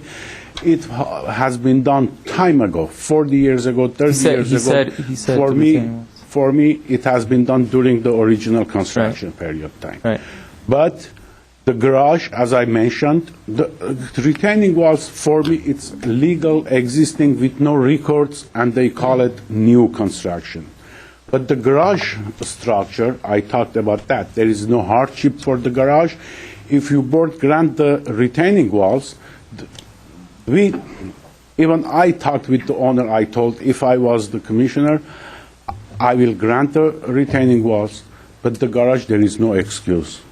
It could be fixed. Okay. Mr. Sheets. I just had one. Were you finished, Eric? You're representing the owner. Are you an architect or civil engineer or both? Designer, no. Designer. But you did recommend that in the work on the house, that it was okay to take the railroad ties out and put up the stone fence without getting a permit. I wasn't in the picture in that time. I get hired when they received the citation, and after that... So that was already done when you got there. You just found this out in doing research. Okay, that's fine. That's fine. Thank you. This was probably should have asked, in the beginning, what prompted John, the owner, to change the railroad ties and then, going with the concrete wall? Was there an issue with the... In our discussions that I had with him, he feels safer and nicer. Because he doesn't trust to that railroad ties, retaining walls. Even maybe just look visually, the concrete block gives more confidence that it's stronger. Well, I'm not a structural engineer, but, I'm an engineer. And when I looked at the wall, it is not properly constructed. But, that's not for discussion here. And, did not have any drainage holes, weep holes. I mean, if you got any water build up behind that thing, that would just crack. 100%. That is an issue that even I brought to to owner's attention. That is the first phase, just to have get approved the idea to having the retaining walls. And the safety issue, it comes later on. Because even I don't feel, I have to check the foundations. I have to bring the calculation, and again, the drainage of the retaining walls and everything has to be checked. I agree 100% with you. Just because it's there doesn't mean it's a safe. We have to check the structure, the construction of the walls. Ms. Landrigan? I'd just like to ask you to answer this question as straightforwardly as you can. These concrete masonry unit walls were put up by the owner. Actual owner? This owner. Yeah, part of that, it's the... He put up the concrete masonry walls with a contractor. You're saying he replaced timber walls with this. So he built these walls. So these walls are new. The concrete block wall itself, it's new. But the grading of the site... That's all I wanted to know. Thank you. Thank you. All right. I just want to slip in, because there's actually, again, 5 standards variances and 2 setback variances in front of us. And it's been kind of an odd conversation, because I hear conflicting information from you at different times. And I think it's just a communication thing, so I want to clarify. You focused greatly on the retaining walls. Yes. Okay, and frankly, I would suggest, because I suspect you may want to interject, I would suggest, as the owner, you may want to just be near the microphone in case you want to pipe in, just for convenience. If you don't want to say anything, you certainly don't have to. But since this affects you greatly, you may feel the need to interject. It affects our life because we live in it. Understood. So, again, just working through the variances, because there's 8 items in front of us, and we can take it in one lump sum, we can look at individual things. There's a lot for us to consider. The first 3 variances, standards variances, involve the retaining walls. I think that's pretty clear what what we've been talking about, the arguments, the questions have focused. Now, what confuses me is Mr. Nazarian talks about can't prove hardship, and he's basically saying that, as I understand it, that the item 4 under the standards variance, the legalization of an accessory structure 18 feet in height, he's basically saying can't defend it. There's no way we can defend it. We understand if you force us to take it down, move it, reduce it, whatever. I mean, that's what I've heard him saying. Do you agree with that argument, or do you have something else to say in that regard? Well, at this moment, I think we are in a mess. What I mean is my family, and the situation is it's a difficult situation, and for us to preserve as much as possible would be a good idea. And if it's not possible to preserve, and certain things need to be, let's say, changed or reduced, such as garage height, such as loft, which is called a loft. It's a 4.5 feet tall, and we use it. It's been in there because my daughter was excited. She was 12 years old when we moved in. She's 17 now, and we don't use it because she's tall enough. It's not possible to use it at all. So we use it for extra items. We store it. Store, what I mean is use it for the extra item. Otherwise... Okay, so when you see things about the 2-car garage, and the garage because of the setback issues where it's so close to the property line because of height, where you've got the addition onto the primary structure, again, your arguments have been with retaining wall, and it's almost like you understand that you're going to have major issues and you're going to have to do some major work as it relates to those other 4 items outside of the retaining walls. Correct. Okay. I said there was 8 items in front of us. I only see 7 itemized. I stand corrected.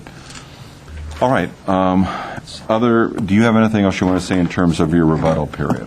All right. Do we have questions from the commissioners for the appellant? The owner has... Oh, you certainly have that right, sir. Can I have your picture, please? Okay.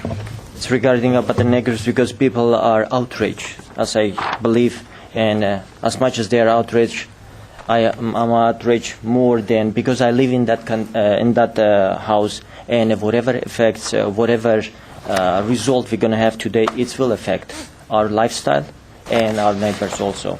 As much as next door neighbor, if she's claiming she spent a great deal of money for a survey to find out, so we pass it. There is I showed Mr. Lee actually, and there was a spot in the wall. After she finding out, she passes my property line about 1 foot. I said, just fine. Okay, it's not done by you. It's done somebody else. Just fine. I'm not living in there, so you can utilize it if you wanted to. And about the tree also, same thing. It's full of termite. And I asked her, please, if it's possible to take care of it. She said, I don't care. Do it by yourself. And she's claiming today she's in a hardship and she's an old woman and we always supported. No, in the case of this, and they were constructing a wall over there, it was not possible to access from their line. So they used my property. I said, please use it because you are neighbor. So the true relative, we just have to face it. And son was doing the work. In the end, we got an argument, and they called me Buffalo people. I don't know what it means for. Let's stick to, I understand there's some emotion about, let's stick to your property, sir, and the rebuttal. It's one thing to say you disagree that the neighbor's outraged, that's fine. But let's not go too far. I understand. As much as for Ms. Minerva and association president, last time I heard she wanted to demolish the house. Well, what I can say, if the neighbors wishes to, the next neighbor to be demolish the house, I cannot argue in that one. I guess we are perfect neighbors. So as far as for my property, 4-story, as Mr. Wolf concluded, it doesn't have a 3-car garage. It does have an opening, third opening under the house. And as far as it's a 4-story house, from right-hand side you see it's a 2-story. From the left-hand side, it's a 3-story. If it's concerned about the loft, we are not using it to demolishing loft. It's going to be difficult. What we can do, we can remove the whatever access we have a loft. That's all. Or if you want us to just close it completely, we can close it. There's no problem. We are not using it at all. Other question? Questions for either one of the appellant's representatives, the owner or the representative? Yeah, I have one question. If we, as you know, require everyone to get permits for the majority of the things you have done at your house, right? And you don't have those permits, or you never got those permits, and only in very unusual circumstances might be we allow it, do you think it's fair that we allow you, we give you these variances and permits, but we don't do this to anyone else? Why do you think it's fair to you to do this? Question, actually, I was observing you ask the same question, Mr. Nazarian. I work in Glendale. I have a business over here. I own a 4-story building in the downtown of Glendale, which is, I have a hotel, restaurant, and other things. The concept is, today, I guess, whole city body is by the people, for the people. If we're not going to do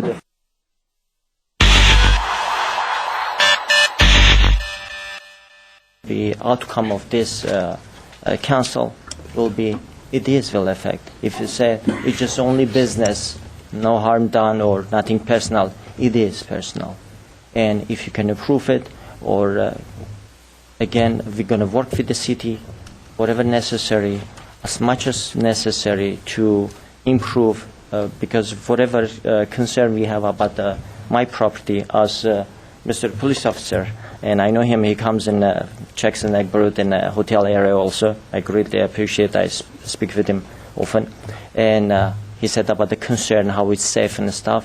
It is concerning about my family, because I want to have a safe environment. As much as my neighbors concerned to have a permit, yes, I would love to have a permit, because we cannot sell the house, we cannot do anything with it, because we are in this kind of condition at this moment. Thank you very much. Mr. Chair, may I ask one more question? Oh, of course. Supposing you do have concrete footings, and you took dump trucks away, you used a bobcat or a small piece of equipment to get back there to do those changes? Good idea. I would offer you to visit the site. Did you do that? I mean, no, I did not, because it's not possible to access. There's no access to so how did you get the concrete up there? Well, thanks God we have a Home Depot and a couple of few people all over right. there. So you pay extra dollars, they remove the concrete.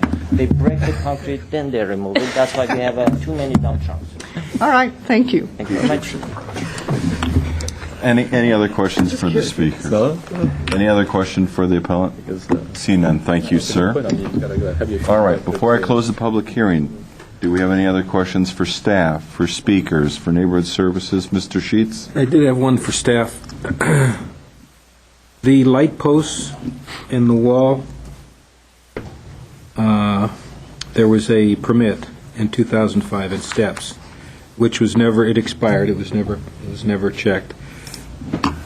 In visiting the site, I noticed that they're really close to the there's no parkway, actually. There's the retaining wall, the light posts are larger than the wall. And I was wondering if there was any, I guess now that we know it was done without a permit, there needs to be some inspection, because I have a feeling that those light posts and maybe that wall might be in the public right-of-way. So, Well, I guess I answered my own question, because really, if we're going to check the retaining walls, we'd have to check those also, would we not? Okay.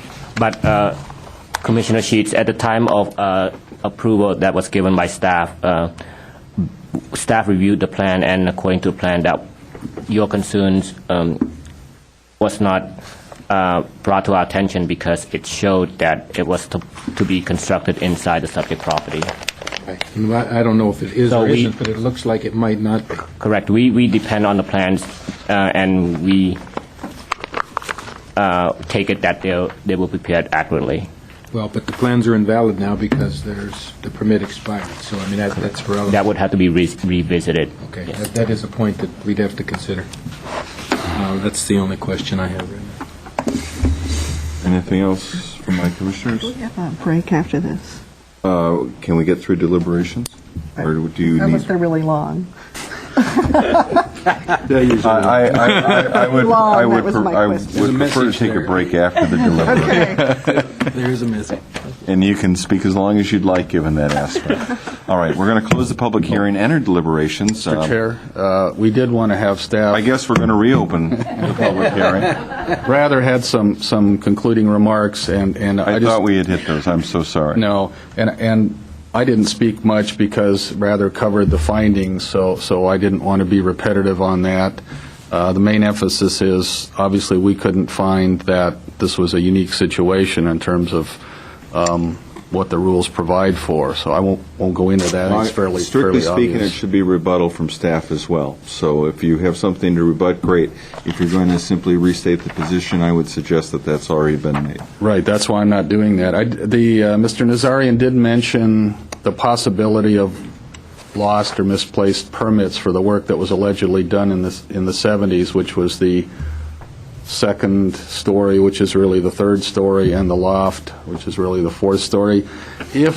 I just don't see that as, it's a possibility, but not a probability in this case, because had they gotten a permit, a two-car garage would have been required, and as we know by the photographs, the one-car garage lasted until not that many years ago, so there clearly was no permit pulled for the third, what's technically a third and fourth story addition. One other thing, Rather did mention that, again, on the same topic, if there would have been a permit, that would have been passed on the county assessor. The county assessor still thinks this is a 1920, approximately 1,400 plus square foot house with 2 bedrooms and 1 bath. So that's what their records show. How many square feet is it now? How big is it now? It is, without the accessory or recreation room above the garage, it is 3,423 square feet. You'd think that they drive by properties once every 70 years or so. What was the original record? 1,400. 1,400 and something. I didn't. Oh, wait a minute. I think it's 58, if I remember correctly. 1458. 1458, yeah, is what the assessor has. 2-bedroom, 1 bath, built in 1920. No other record of additions. And a one-car garage. Yeah, well, they don't mention that, but yeah, obviously that one-car garage you see in the photos was built a long time ago too. Okay. And also, so that clarifies what I wanted to clarify.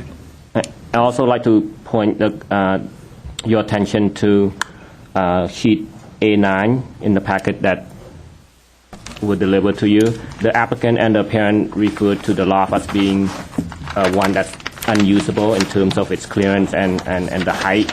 The drawing shows that the floor-to-ceiling height When is... you're talking about A9, you're talking about the blueprint, not so much blueprint, but the plan? Yes, the section drawing. According to this drawing, the loft is shown as being 8 feet 8 inches for the clearance height. 6 foot 8 inches. Yeah, I'd say that was 6. Yeah.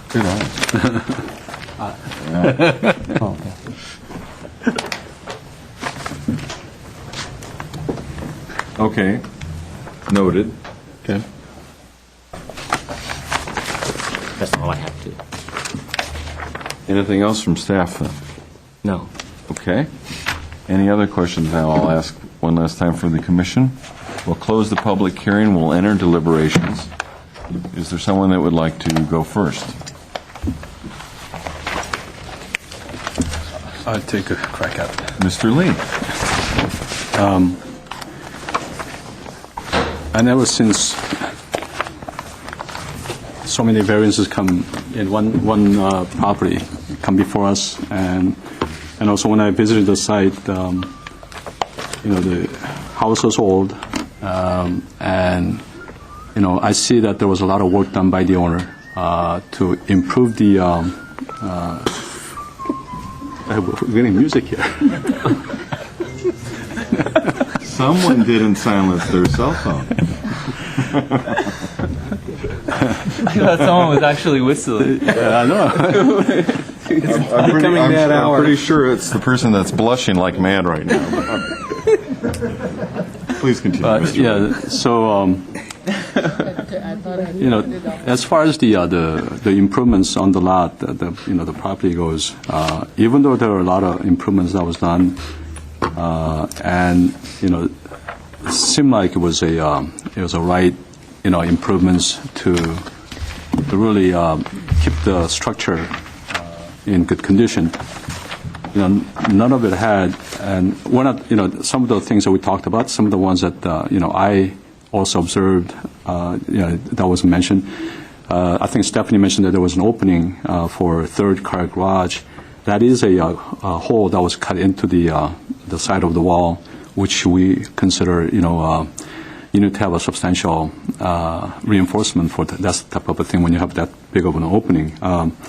But anyways, nevertheless, there were repetition of work that was done to the house, and it is alarming. It is concerning that there was no consideration, no regard for the system that we have in place here for this type of construction work or any type of work that that concerns any type of modification.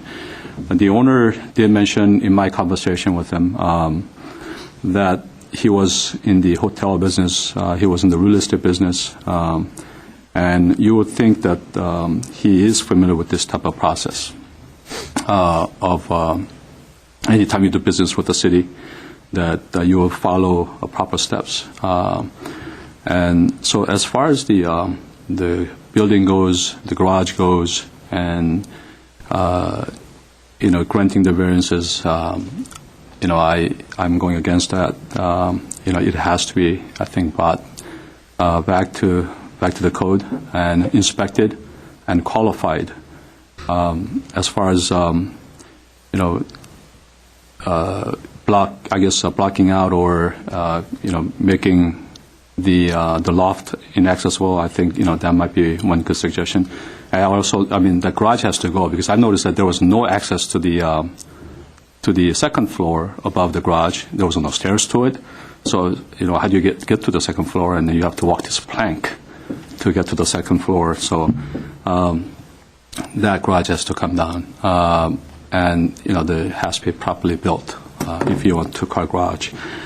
As far as I spend quite a time in the backyard, trying to look at what might be. I don't think one of the commissioners did mention that we don't want to set the precedence, and that's one of the things that I was looking at. So what were the conditions here to build this house, and then what was it? That's why I asked in the beginning all those questions. And I think Stephanie also brought up the point, how were you able to get the Bobcat back there or any bulldozer back there, for you to grade that massive grading if there was any grading work done in the backyard? I don't think that was possible to do because there was existing garage there, existing building there. So, it'll have to be done, with the hand. So, and by looking at the existing retaining wall between the other property and so on, I do believe that the neighbor, I guess, south side, lower side of the neighbor, he has a better view looking up.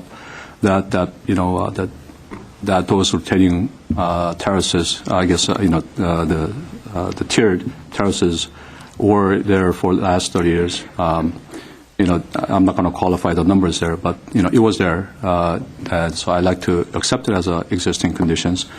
I guess then the next step is to qualify those retaining walls, and that's another step. But as far as for the variance, at least my part, I like to qualify the backyard and deny anything that's with the property variances. Okay, thank you, Mr. Lee. Who'd like to go next? I'll go. All right. Wow.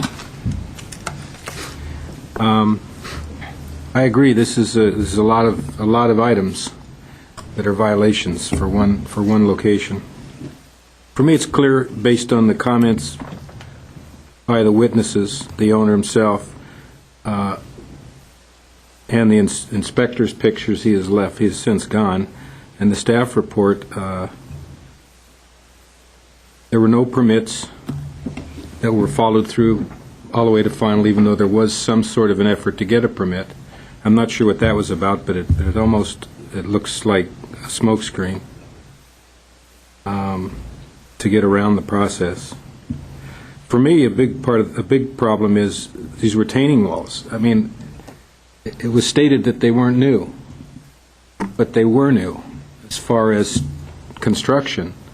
And more importantly, I mean, I understand why it was done, and I can see the owner's thought process. They want to take out the rotting wood. They want to put in something new that looks nice. But those retaining walls are there for a reason, and they're extremely important in that area. I can just see from one of the pictures the inspector took on the side of the house that when they took out the wood, to put a wall in there and to have it done correctly would have taken significant construction, and you probably would have had to get heavy equipment back there or near there in some way. It couldn't have been done by hand. So that just leads me to assume that those walls are placed, but they're really not secure. They're not in a foundation. They're not reinforced, which is extremely dangerous. Probably the old wall would have been safer the way it was. Just my perception. So based on the fact that multiple permits were pulled and not finalized, the retaining walls are a problem for me. And there is just a continued effort or continued flow of steps that were done without permits. Mr. Lee makes a good point that the owner is involved with real estate.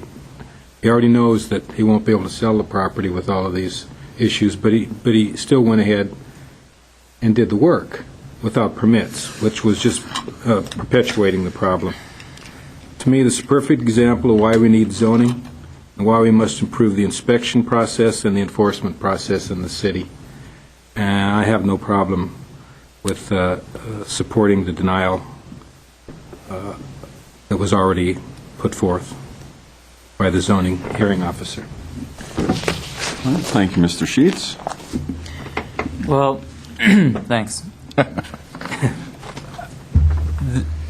The hearing has definitely evolved since we first started our discussion to what my perception was to what it is now. We've been able to obtain a lot more information. The pictures were very helpful of what it looked like before in 2004. And we heard from the owner and his designer of the work they did. And what I see is there's a consistent effort. There's been a lot of construction that's happened since he's owned it. And I see very little effort from the owner of even attempting to obtain any permits for any of the work. And these things were not little. Were not small, especially the second car garage, the walls, and the backyard changes that he did. I'm also surprised because this is a lot of it is for the benefit of the owner, reinforcing the beams underground or the walls, and he doesn't seem to take the responsibility to find out if the contractor has a license or not, or relies on the contractor to go and get these permits and doesn't follow up with them. But this is also for the benefit of the owner, because these things cause a safety hazard to the house if you don't have it done right.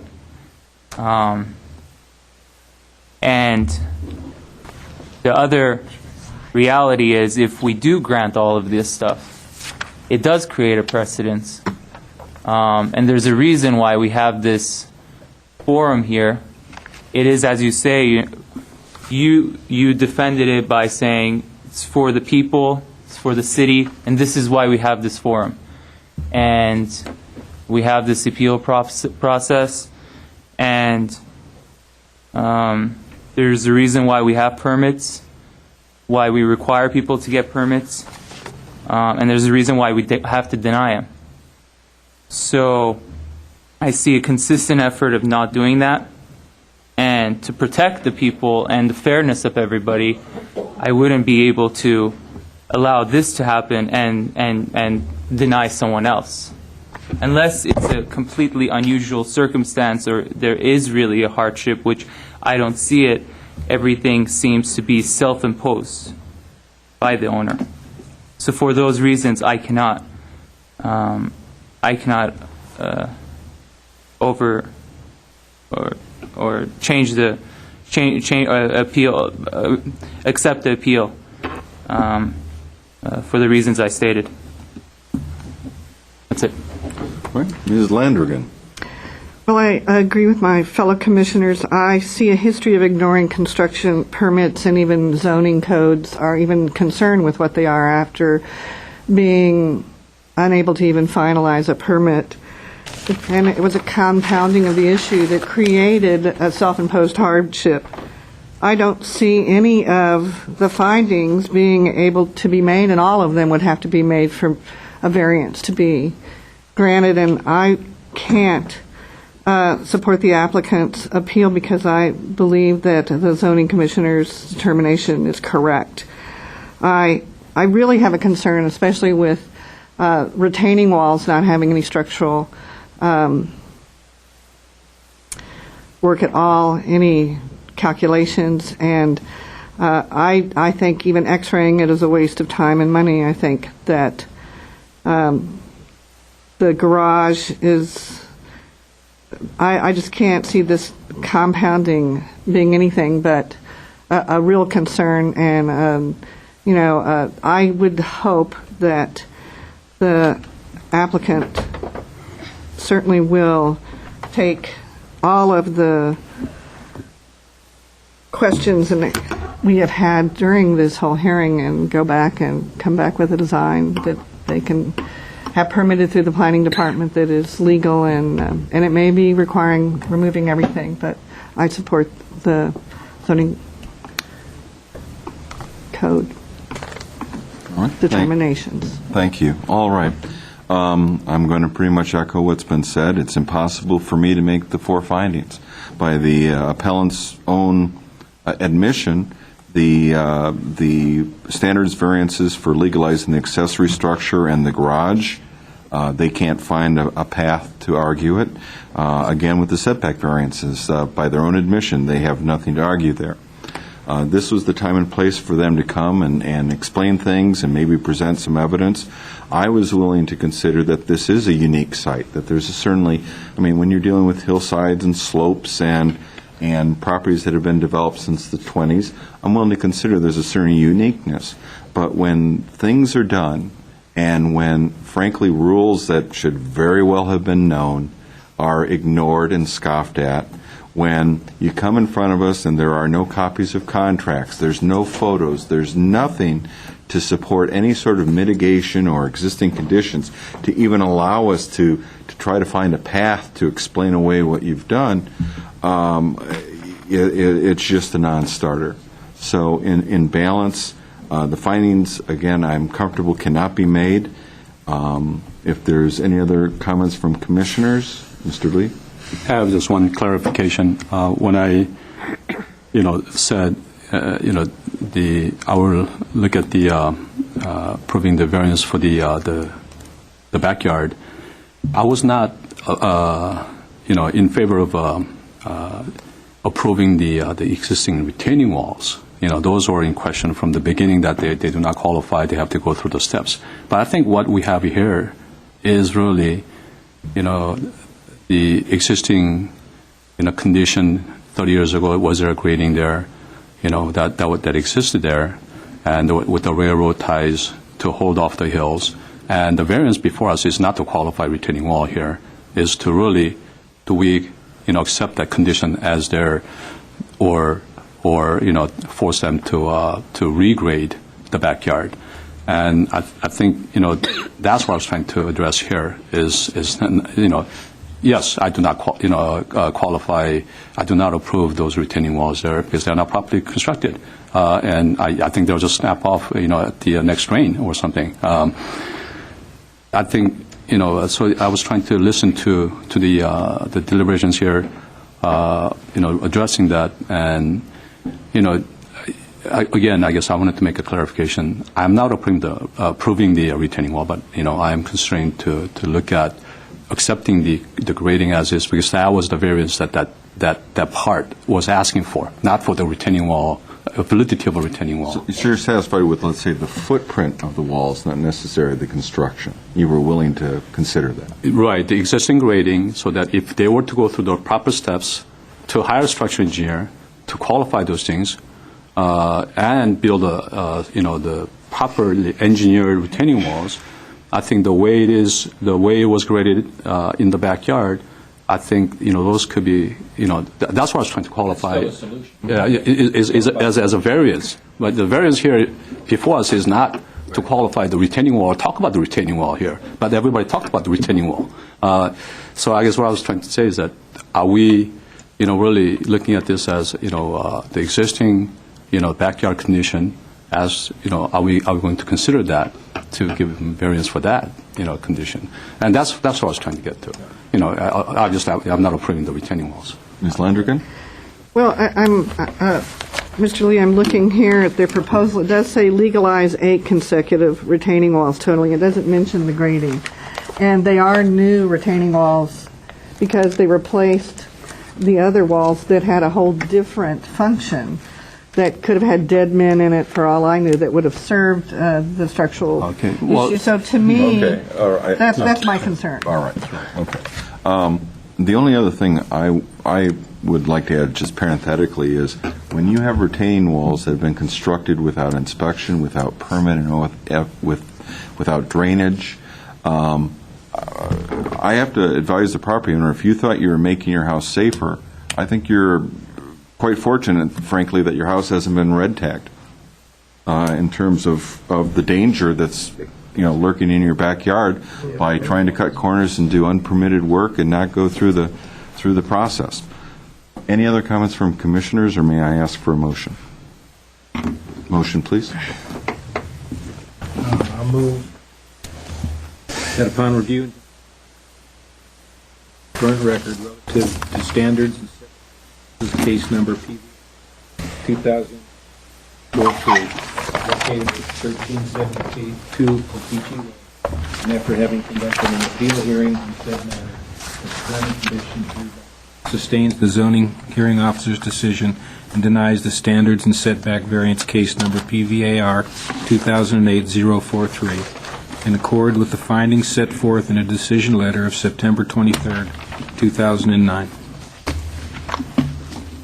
A motion seeking support. Second. Motion support. Call roll, please. Commissioner Landrigan, Yes. Commissioner Lee, Aye. Commissioner Sheets, Aye. Commissioner Yesayan, Yes. Chairperson Kay. Aye, on a vote of 5-0, the Planning Commission has upheld the zoning hearing officer's denial of case PVAR 2008-043.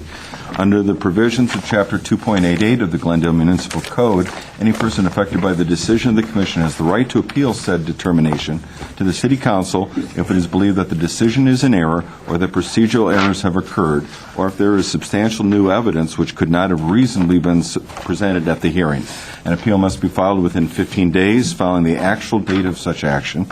Information regarding appeals and appeal forms will be provided upon request and must be filed in the Permit Services Center, 633 East Broadway, Room 101, together with the required filing fee of $650 for such an appeal. Their telephone number is 818-548-3200. With that, I'm going to call a brief recess, 3 to 5 minutes, and we'll reconvene.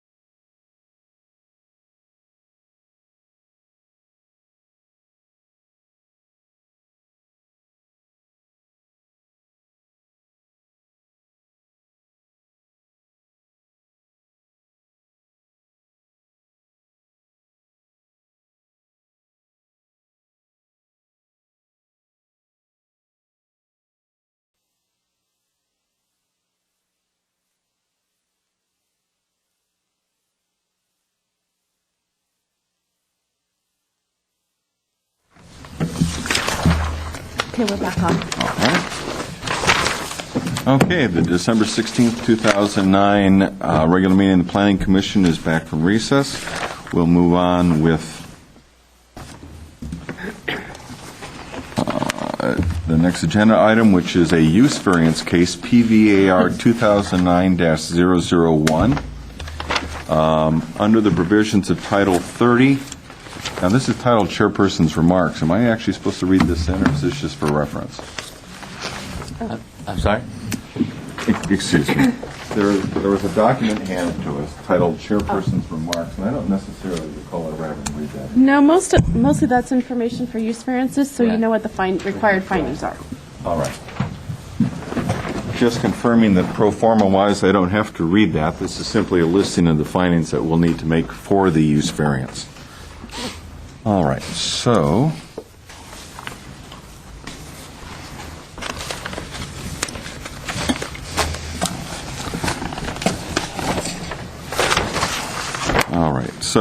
it's use variance case PVAR 2009-001. The location is 1200 North Central Avenue.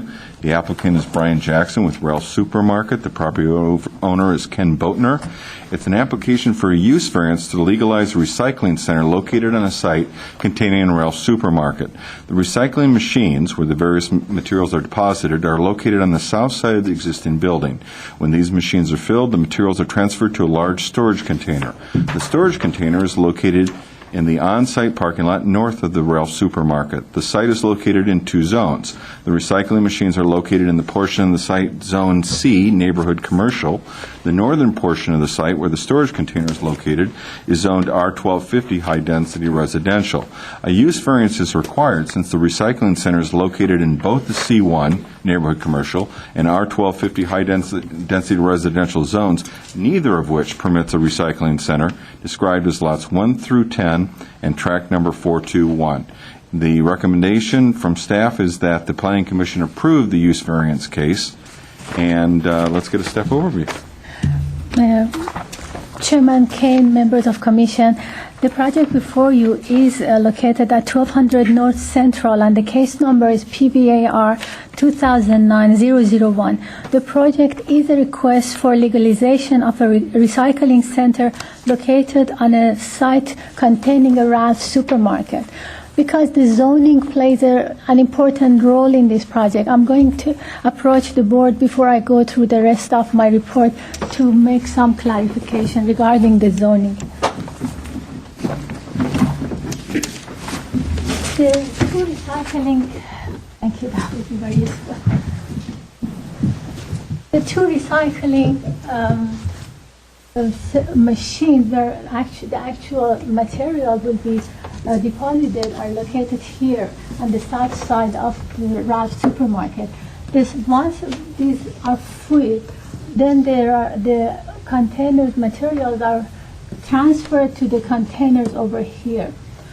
So the zone here is R1250 multifamily zone, and here it is C1 commercial zone. Neither of the zone allows the recycling center. Now I'm going to go back and continue with my report.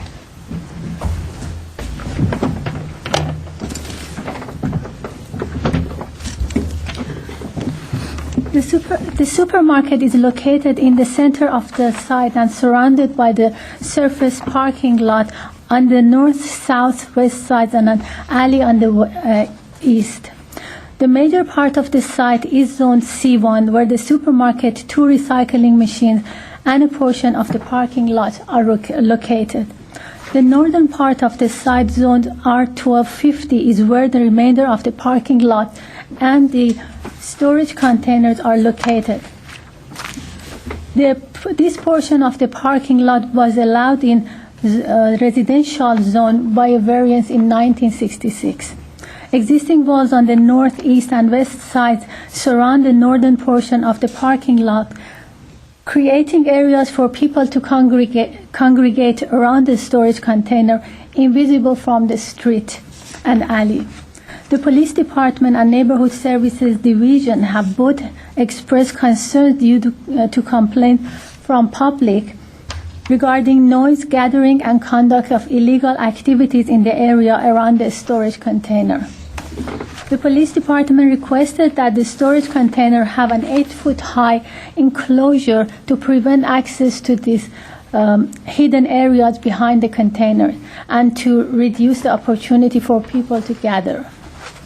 The two recycling machines are located on the south facade of the supermarket. Access to the machines is from outside of the store.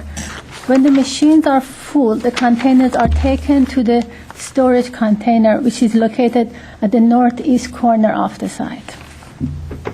The location of the storage containers allows utilization of the site without disturbing the flow of traffic on the site or operation of the Ralph supermarket. While a recycling center is not a permitted use in C1 or R1250 zones, providing recycling facility in supermarket ground is a common occurrence and practice. The zoning code definition of recycling is clearly meant for a more industrial type operation than a simple reverse vending machine. This use is allowed only in industrial zone and then only with a conditional use permit. The intent of the ordinance with regards to the recycling operation is to provide the public, to protect the public from such industrial uses and its related facilities, which normally involve a large area dedicated to machine-operated and manned areas of recycling facility. On the other hand, outdoor vending machines are allowed in virtually every commercial, mixed use and industrial zones. The exceptional circumstances applicable to the property is that the recycling center is located on a site with dual zoning. The proposal calls for a recycling center to be located in the R1250 residential zone and in the C1 commercial zone. This has created a challenge which is not faced by other properties in the neighborhood. The challenge is that the recycling machine and the storage container are located in zones where neither is a permitted use. However, the recycling operation is an integral part of the supermarket service and a benefit to the community in the surrounding area. There is no conflict with the intent of the ordinance in this case. The size and the volume of operation is not one associated with an industrial type of recycling. The recycling center has been in operation for many years. a variance was granted to allow parking lot in the residential zone. Therefore, the parking is legal and non-conforming. Allowing the storage container within the parking lot, which is not a permitted use in the residential zone, would intensify this nonconformity. However, the recycling center at this location have provided service to the public for many years. Recycling centers located at supermarkets are commonly found in many jurisdictions. The granting of the variance will not be contrary to the objective of the ordinance, since this is a public interaction ancillary use to the supermarket and is only by self-service reverse vending machine rather than industrial service. The recycling operation is not interfering with the supermarket function in terms of increasing traffic or problem with parking, since the supermarket and recycling operation have been successfully sharing parking areas for many years. This operation provides a service to the public where they can redeem CRV taxes. This also provides the city with a means to comply with State of California solid waste diversion program requirements. Community Planning Department staff believe that all findings can be made in a positive manner and recommend approval of the use variance with the following conditions. Number one, the recycle container storage shall be enclosed to the satisfaction of Police Department and Community Planning Department. Number two, no trash accumulation or runoff due to the recycling center shall be allowed at any time. The last condition was actually changed a bit because applicant has just informed me that the days of operation which are reflected in the operation manual is different from that which was mentioned. It is Tuesday to Saturday from 10 to 4 p.m. And the condition is that these hours are not extended. And this concludes my presentation. If there is any question, I'll be glad to answer. Questions for staff? Mr. Chair. Ms. Landrigan? I have a couple of questions for staff. In the analysis of the variance request, nowhere is there a discussion of the fact that there were neighborhood complaints. I did mention it, and I also mentioned that to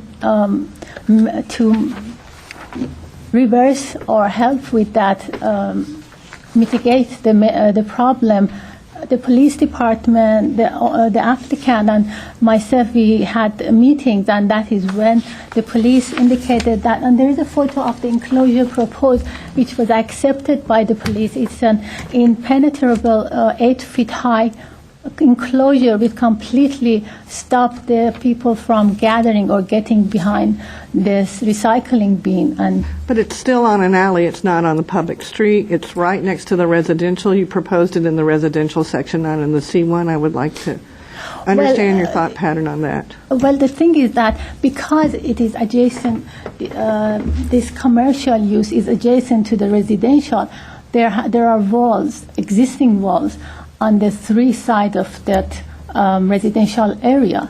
So that is mitigating it. But that also, on the other hand, allowed the hiding place behind the container. With the help of this enclosure, that should stop people being able to gather and hide.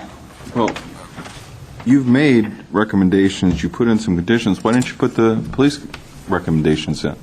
You had the meeting, you had the opportunity to put them. Why haven't you already incorporated them? That is the first condition, which says the recycle container shall be enclosed to the satisfaction of police. They talked about closed-circuit TV. The closed-circuit TV was recommended. It wasn't conditioned, so it is not that the police. I believe Officer Ennis will at some point explain it. It's not something that they can necessarily enforce, but the enclosure is enforceable.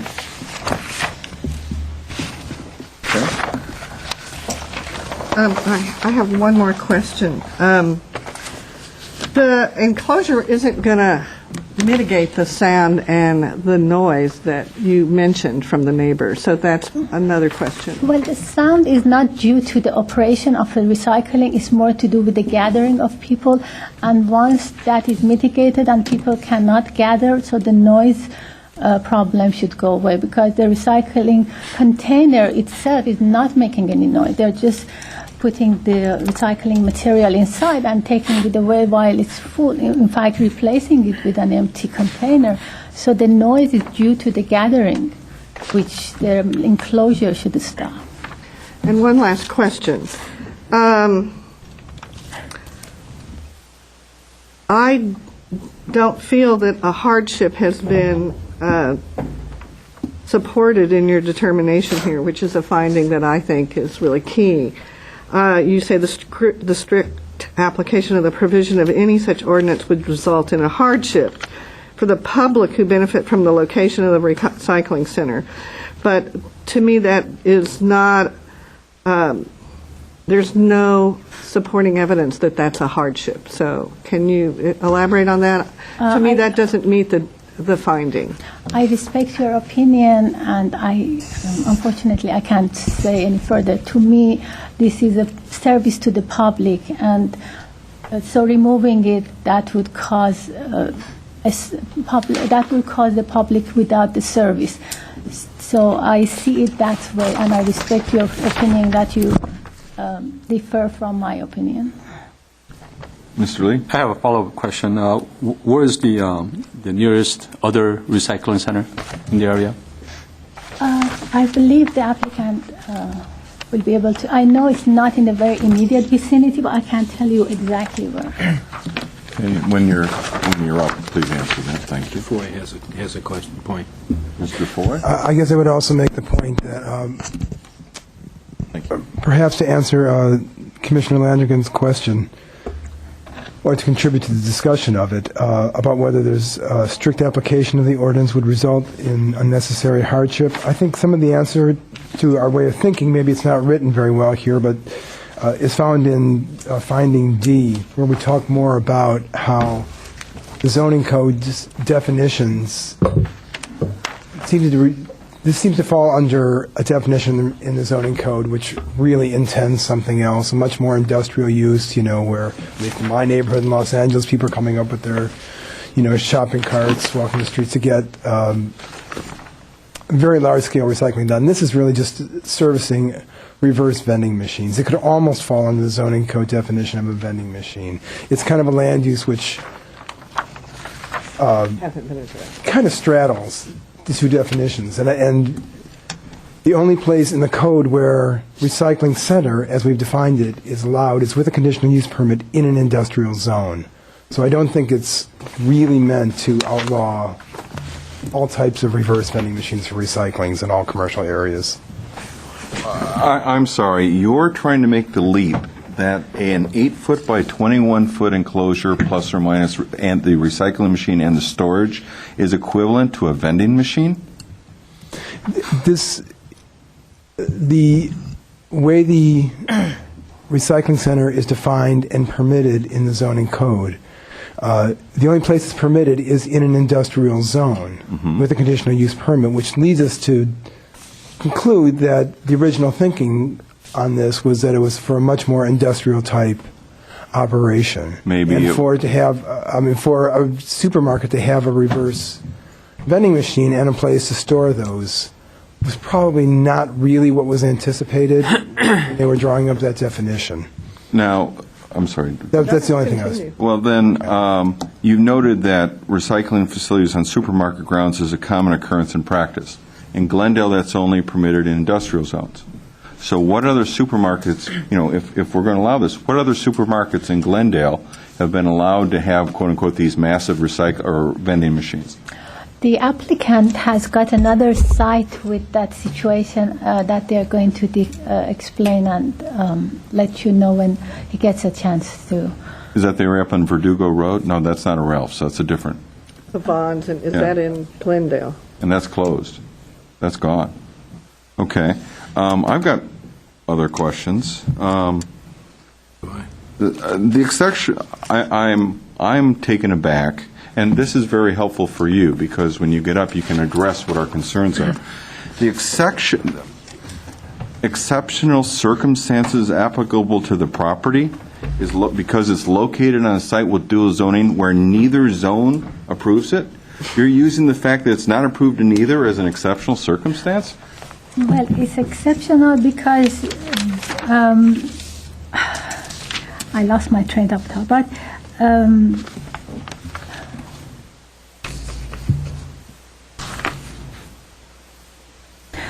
it is in the zone which is not allowed, but it's an ancillary or supportive sort of service to the supermarket. So this is the challenge.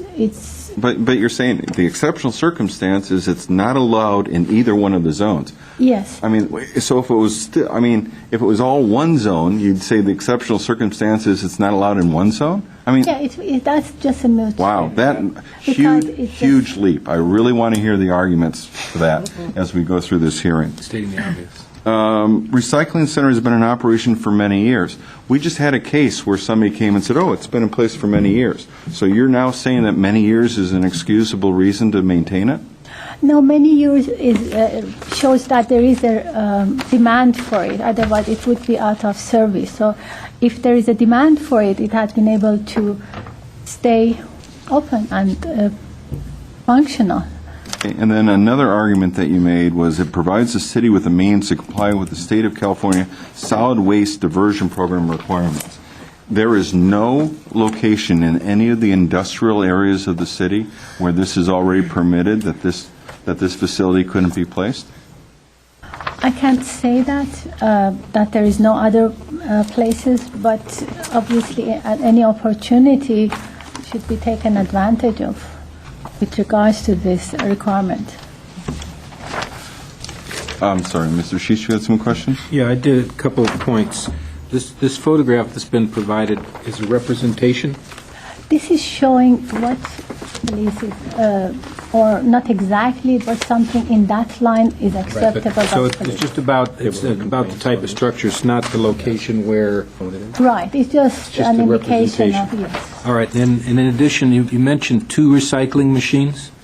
Yes, because on the south side of it's like a reverse vending machine. There are 2 reverse vending machines on the south side of the route. But have you been out to the site? I have. How many machines? Did you see 2? I saw 2. I think I counted 6 today. 6 machines. Mm-hmm. I don't think they're all they're all vending machines. They're glass, cans, plastic, and there's multiples. Oh. So they're well, it's not depicted on the layout here, this picture, but they're on the approachway or the side walkway, which is adjacent to where there are additional dumpsters and a collection point, which then goes to the proposed site. So, and then adjacent to that, and I only bring this up because I don't know what it is, there's a large trailer that's already on site that I don't know if it's sitting there adjacent to the driveway. It's a storage bin of some sort. I don't know what that is. I don't know if that's part of this. Where is it located? I can show you on the map. Why don't you give me the pointer, please? Just the pointer. Oh. Yeah. If I understand it correctly, right in here is the vending machines. Yes. Here are the bins that the recycling goes to before it's transferred to here. Yes. Right along here, Oh, that is. there is a large storage facility. I don't know what that is. I was told that is the loading bay where they. Well, there is a loading bay, Yeah. but this is something that's different. This is. I didn't see it when I We'll went. need to know that and get reference that the owner will be making mention to it. And I don't see, this is the north picture, so it doesn't show it. The south, it's. Wow. See, where it is it's right on, see the wall? There's a wall. You have a wall that is adjacent to or There is a by the loading zone. And right up against that wall is a storage facility that's not shown in this picture. So we don't know. I went there and it wasn't there. This is the alley. Yeah, right here is where it is. There's a storage bin. It's a rather larger. It's larger than the proposed. This is it, isn't it? That's actually the driveway where the trucks back in to load. Oh, you're right, okay. And then right next to that is the storage bin. Don't know if it's related, but I did it. No, it's not, because when I went to the site, and I've been there a couple of times. That structure would require permitting and approval, would it not, to be on the site? That's my next point. I'm sorry, I took your I'm sorry, question which from me. structure? The one you're mentioning, I don't know what it is. I haven't seen it. Maybe applicant can. Well, I would just say, I Handle just that wanted to one. know what it was. If it's related to this, then we need to include it. If it's not, then they need to make sure it's permitted. Right. Mr. Foy, have you been to the site? I have not. All right, thank you. No, I'm sorry. Seeing if anyone else from staff happened to have gone to it. That's all that I have right now. Any other questions for staff at this time? All right. Oh, I do have one Sure, more. Ms. Landrigan.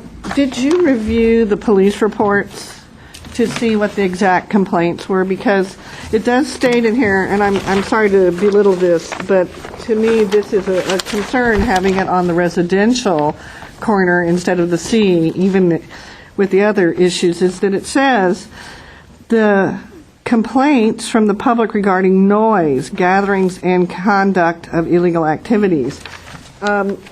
If you've ever lived near one of these things, the fact that people are crushing cans at all hours of the night and the activity coming in there with their shopping carts and other elements is quite loud and very disruptive.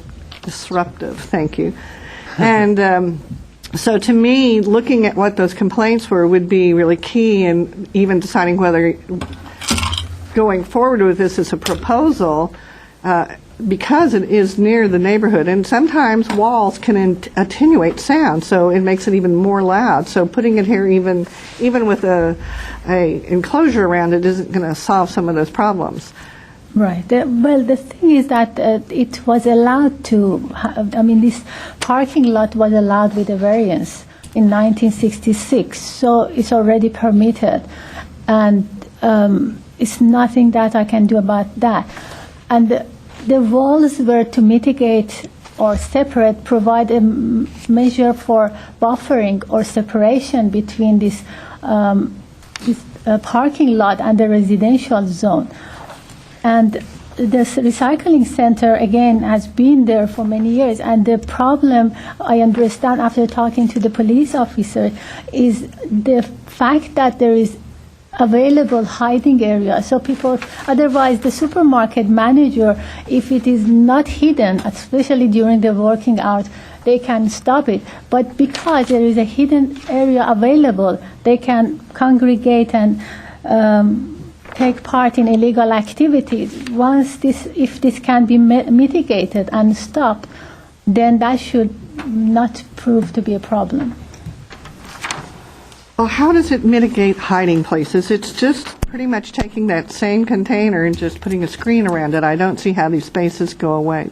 I'm not getting it. If you can access the area behind the recycling bin, where else can you hide? You're closing, what you're saying is the barrier will close off the gap between the bin and the fence. Exactly, the walls, yes, exactly. Or the wall, rather, thank you. Yes. Okay.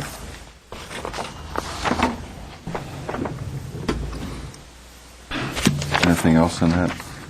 All right. We'll have more opportunities to address staff following the applicant's presentation.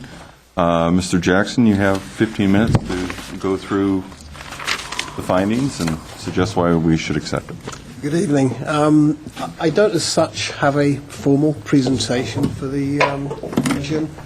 So I think the best thing I can do is address some of the questions that have come forward. The reason that Ralphs require a recycling facility within half a mile of their store is because it's mandated by the state AB 2020 law. The onus of this is on the grocer, it's not on the city. There are currently 6 recycling facilities in the city of Glendale that, by the report from the Department of Conservation, which comes out every Monday, I downloaded that this week. The site that we have consists, as we mentioned, of 6 reverse vending machines in the wall, with a small storage space to receive the beverage containers. And this is only for beverage container recycling. It has nothing to do with any other type of electronic recycling or metal or anything like that. The purpose of the bin, which is located next to the residential area, is to provide a container for overflow from the reverse vending machines, and that bin is emptied on average possibly twice a week. It is never picked up. There is a curfew for pickup. It will never be picked up after 7 in the evening or before, I think it's 8 in the morning. The purpose of the screen that was suggested by the police department is precisely to prevent people going behind there for nefarious purposes. The screen will consist of a gate, 2 gates basically, one which will be opened to allow the truck to back in and pick up the roll-off bin, and the second will be a smaller gate which will be controlled by our operations staff, and that will allow him to get in there and periodically remove any items that might be attracting his or anybody else's attention. So that basically, in a nutshell, is why we're there.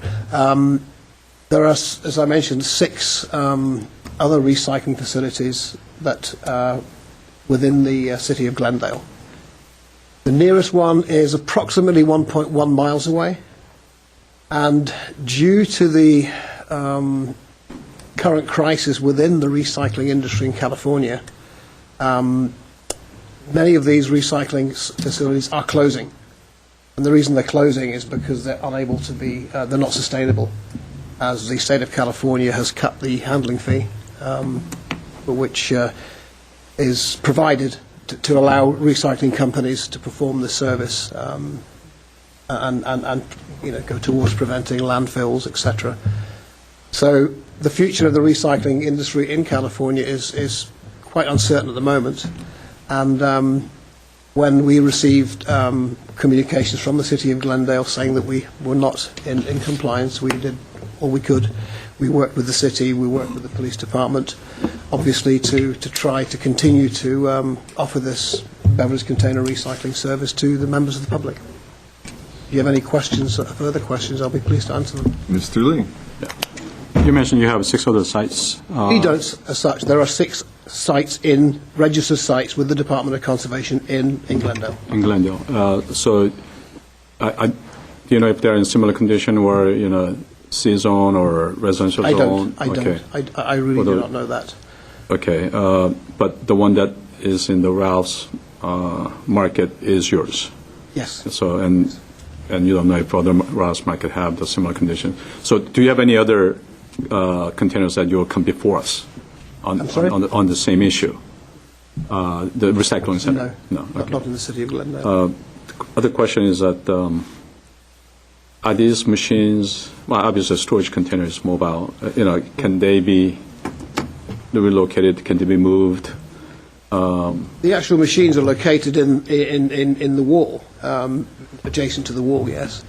So I presume they could be moved. Okay. The reason I'm asking is that, because the noise factors and all these things, they are close.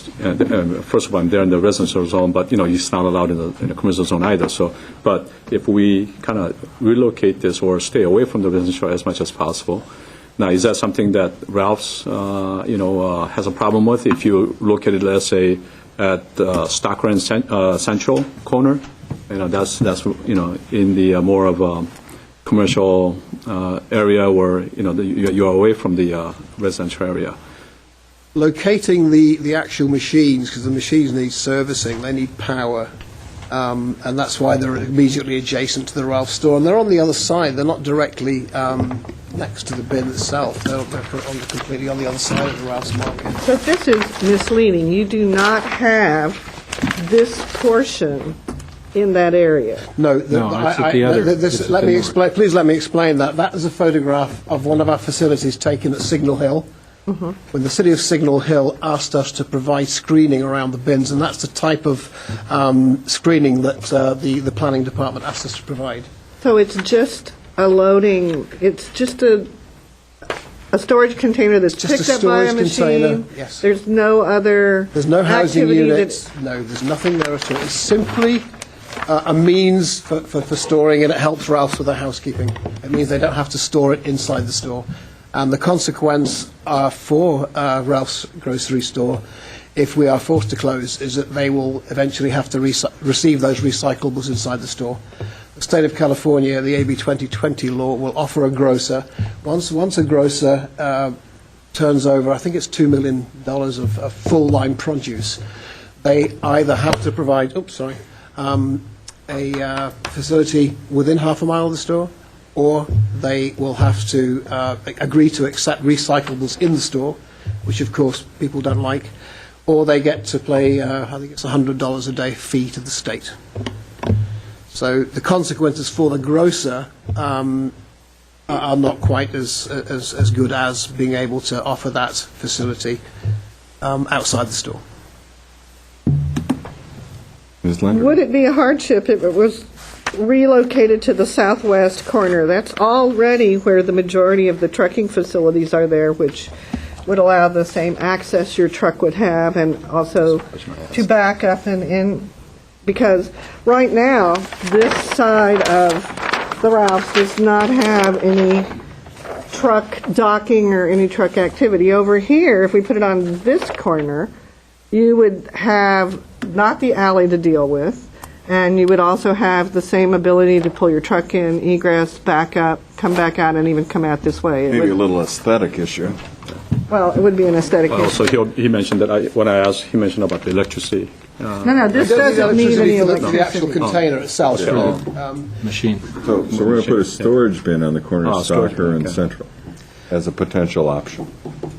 I mean, it's enough. No, I know what you're saying. No but bad I'm just, ideas until we render a decision. But, No, I'm just asking because it does. I mean, there are other places. This is the residential area. These are the residences. This is two larger streets. Right. It also addresses the police issue. One issue it does, it's an operations issue, that we do require approximately 60 feet in front of the bin to be able to pick the bin up, take it out and replace it.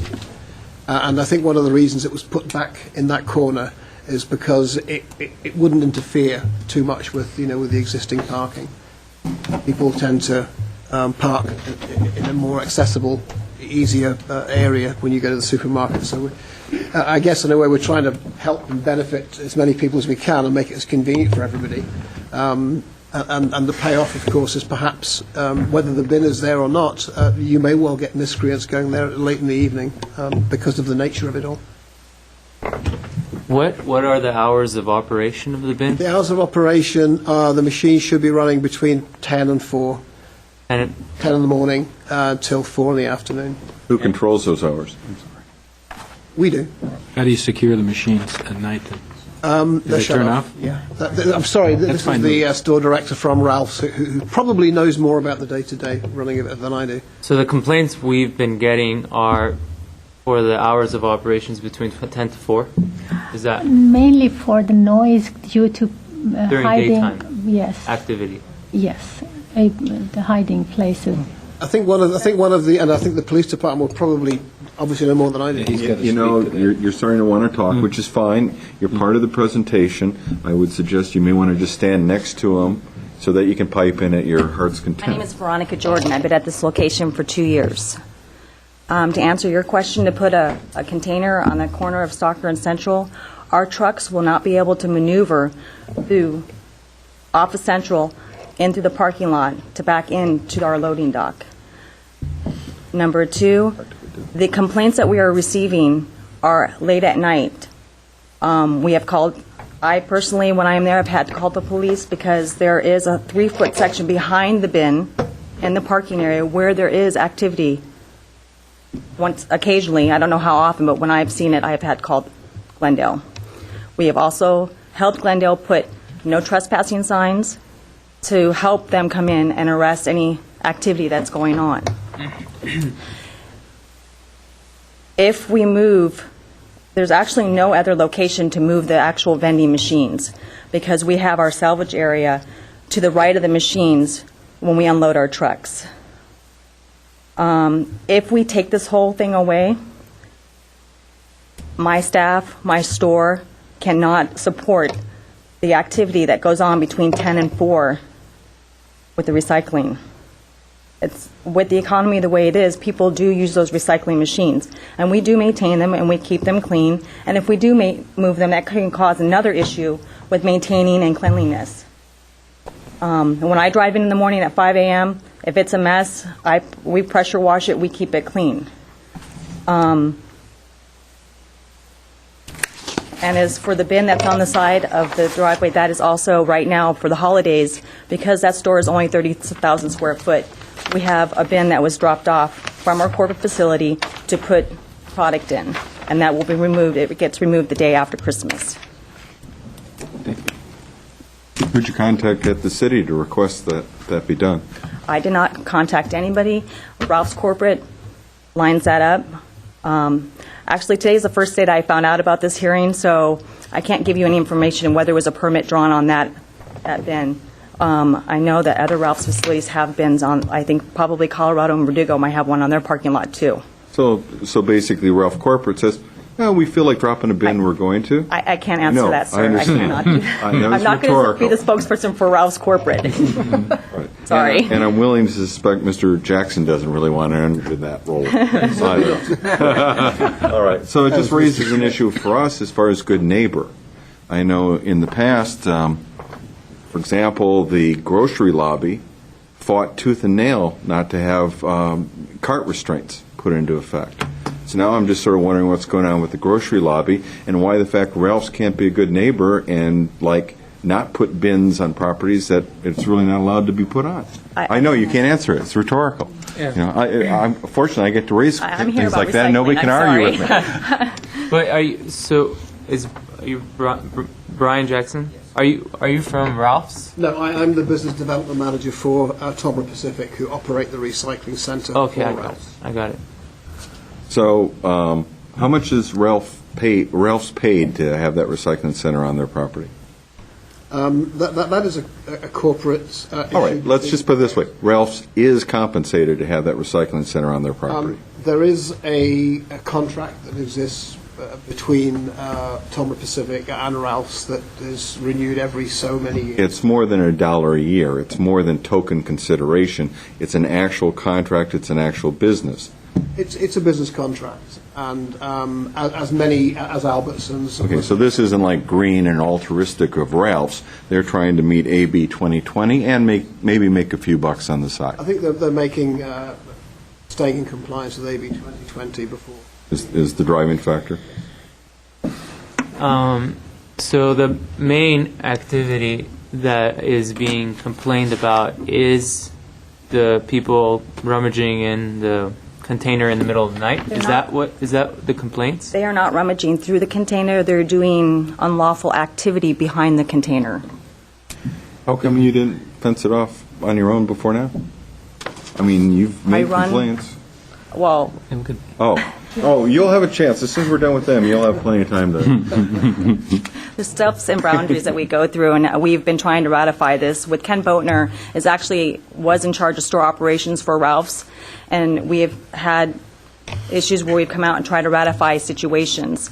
The issue is that I agree that it probably needs to have a fence off because there is a curb, and you can't push container back any farther to prevent people from hiding back there and doing unlawful things. Can I sit in front of a surveillance camera 24 hours a day? No, I can't. But if a customer comes in and complains to me and says they see something, I call the police. We have gone through where we put no trespassing signs, like the police have asked us to, so we can prevent and we can get those people out of there and arrested. It will be beneficial to gate that section off. And there's a wall behind that, right? There's a brick wall. So people with are trees. hearing things. Is that?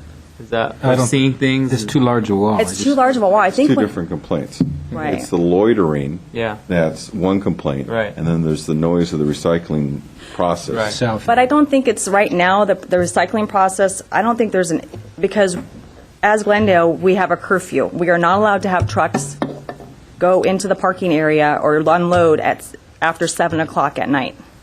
So we pertain to that. So none of that's going on. There's no recycling going on after 4 o'clock, and we stated that. We don't, that's the way it is.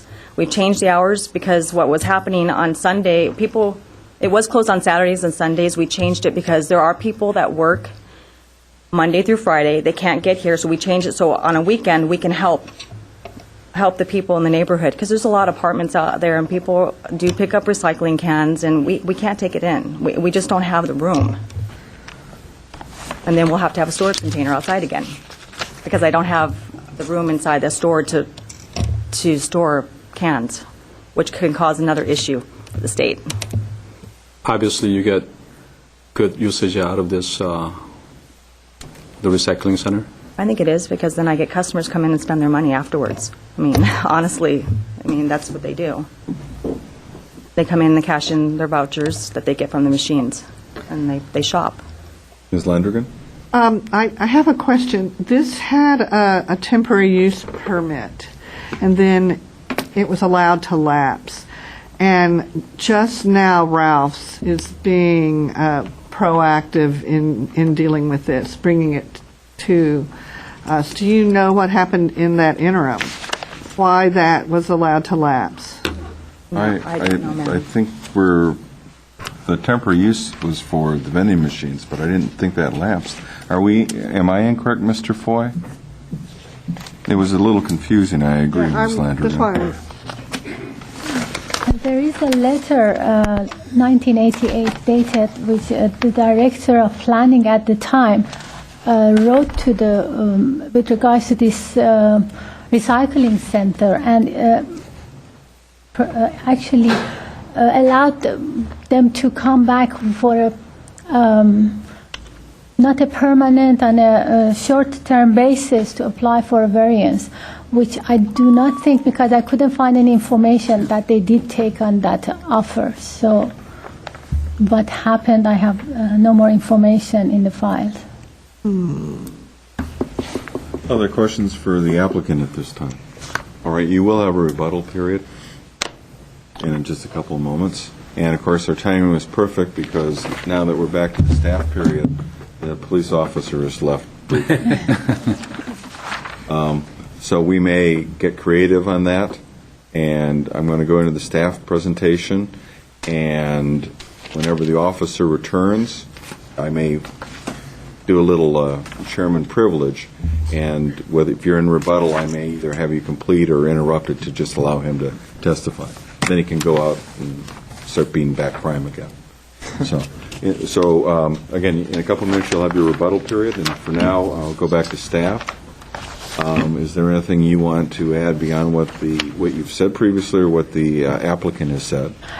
2 points I wanted to clarify. First, because this case has been going on for a long time, from the time they submitted, different people were in charge and were. I tried to contact them. I couldn't. They wouldn't respond to our letters. Eventually, Brian Jackson took over himself, and that's when the case could go forward. At the time I went to the site, there was no, that container you're mentioning was not there. So I don't know how long it's been since they put that container on the site. And You mentioned you just said this has been going on for a long time. What's that period of time? How long? the application was submitted, I think, start of 2008. I can check the date. It was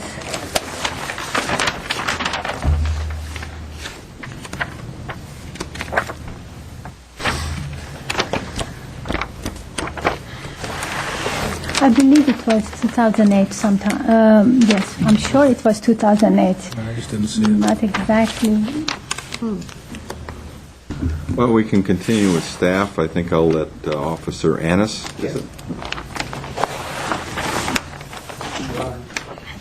Your Honor. I'm sorry, old habit. I prefer Highness, but I work for the Community Policing Unit of the Glendale Police Department. The Community Policing Unit is charged with a slightly different task than the general police officer. Our marching orders and our training and what our mission statement is basically is to focus on what the needs of the community are and be focused on that and see how we can facilitate what the needs are. You've addressed the concerns about the neighbors with the noise. That's how we got working in the Ralph's parking lot historically and originally. The three walls, the north, east, and west walls of this north parking lot, I believe are approximately 12 feet high. Very tall. Very tall walls. It's in our assessment, the parking lot is well lit. There's a lot of traffic in and out, so it's not a tucked away, hideaway little place. However, just the ambiance of that place has drawn young kids there between 16 to 23 seem to really like that place to hang out, park in their cars, smoke cigarettes. However, at times there's been alcohol consumption, there's been drug consumption, and then there's at some occasions, I guess, even sexual activity. Hence, the proactive managers of Ralph's have called us for assistance. The noise complaints primarily and historically that I'm aware of were loud music coming from the parking lot, where the kids are sitting in their cars with the doors open or the windows down, bumping their music, as they say, because they have the large subwoofers and all of that. So we've asked patrol to go in there, but we couldn't make arrests for trespassing unless we got the cooperation of Ralph's. So we basically, in working for the needs based on the complaints, once a pattern sets up, then regular patrol guy says, hey man, we're tired of doing this. Ask the community policing to really look at this and do long-term problem solving to find out what the dynamics are and then try to find a viable solution. My predecessor in this geographical area, John Darby, had worked on this for about a year. He's off injured now, and I've taken his place for the past 3 or 4 months. But I've worked the area generally for several years, so I have been familiar with some of the problems. The drug use has been a big problem. But we have a form which is filled out. It's called trespass letter, which authorizes Ralph's management authorizing us to be their agent to look and work the trespass issue. So as I began looking at this, staff approached me and said that they were aware of Officer Darby's work on this situation, but then because he was off, he asked me to look at this. The green screen was around this, was my idea, okay, because I was seeing that because the bin, I was finding drug paraphernalia behind the bin and urination, evidence of that. So again, if these guys are out there drinking or behavior, just standing around talking, you know, as often happens, you have to, they could use the facilities, I guess, inside. But again, Ralph's is very motivated in having only customers parked there, and we've been able to assist them in identifying who doesn't belong there and who is customers. So my evaluation, they asked me from a public safety perspective in light of all of this context to where I thought the bin should be, what my concerns were and what have you. So I had met with Ralph's corporate as well as Mr. Jackson and with city staff trying to find out a workable solution for this. And again, when I say find a workable solution, because as I studied the issue, I saw that the community was indeed using these vending machines.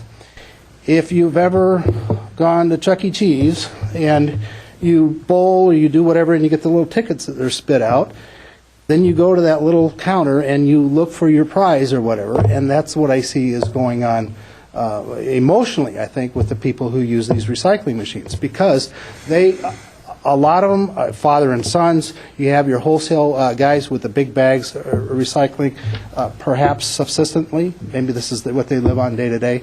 But the people that when I talk about community-based, meeting a community need, are the senior citizens who have their little pulled grocery cart, and they go and they almost handle these things like they're gold, like they've hand-washed every one of these cans or plastic bottles, and they're recycling them, and then they go with that script into the store.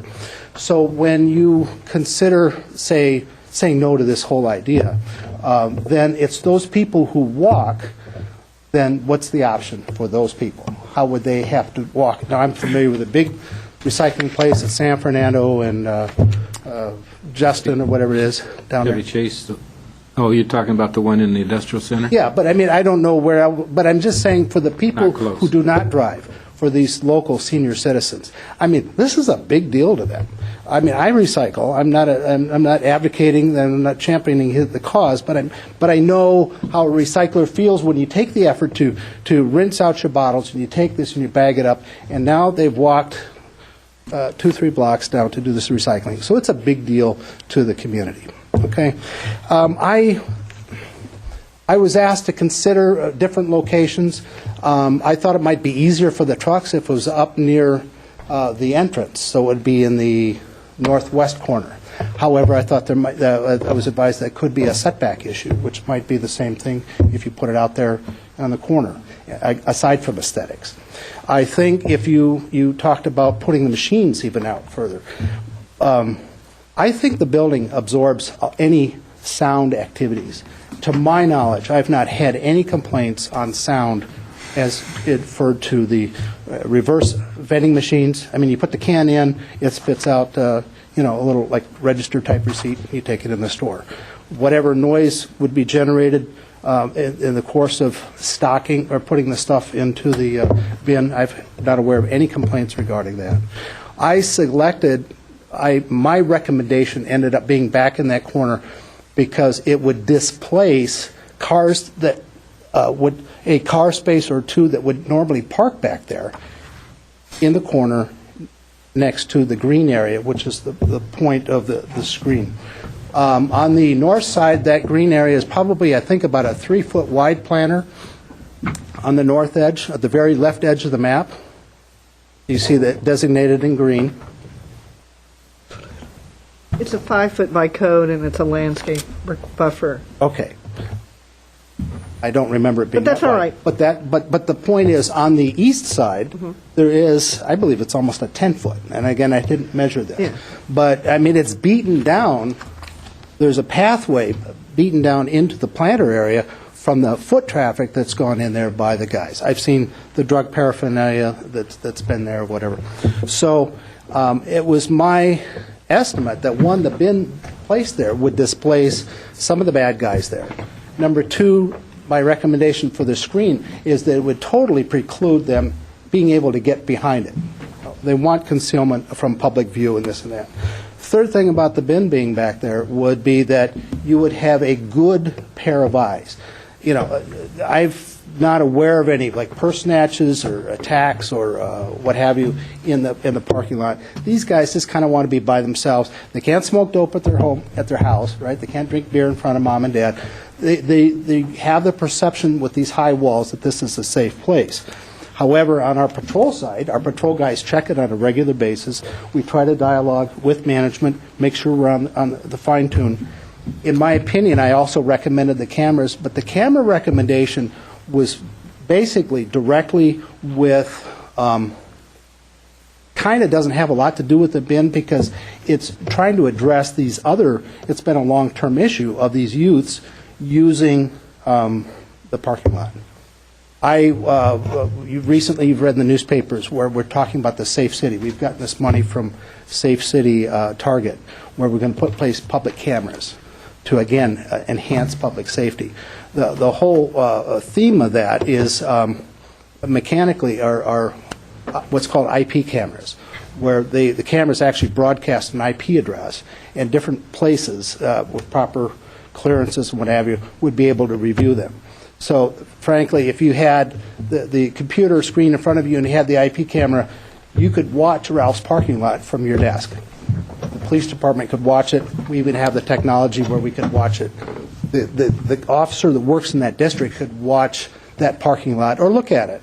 He could be up at Brand Park, but look at his computer and check Ralph's parking lot. And if he sees, a gathering of 6 to 8 utes, then we'll roll over there to find out if they are indeed customers or not. That was a separate issue to enhance, because, I had the corporate gentleman, Mr. Ken Boatner, there, and I was talking to him about the whole issue. So I wouldn't, in my opinion, I don't feel that cameras should be a mandate to tie in with recycling. But I felt that the screen aesthetically would be pleasing, and it was the way, as Mr. Jackson and I walked it together, fully understood. He's been cooperative with me, and I think that this would benefit his company, the store, and most importantly, and from my perspective, the residents who do use this as a recycling facility. Yeah, Ms. Landrigan, sure. Here's a question, officer.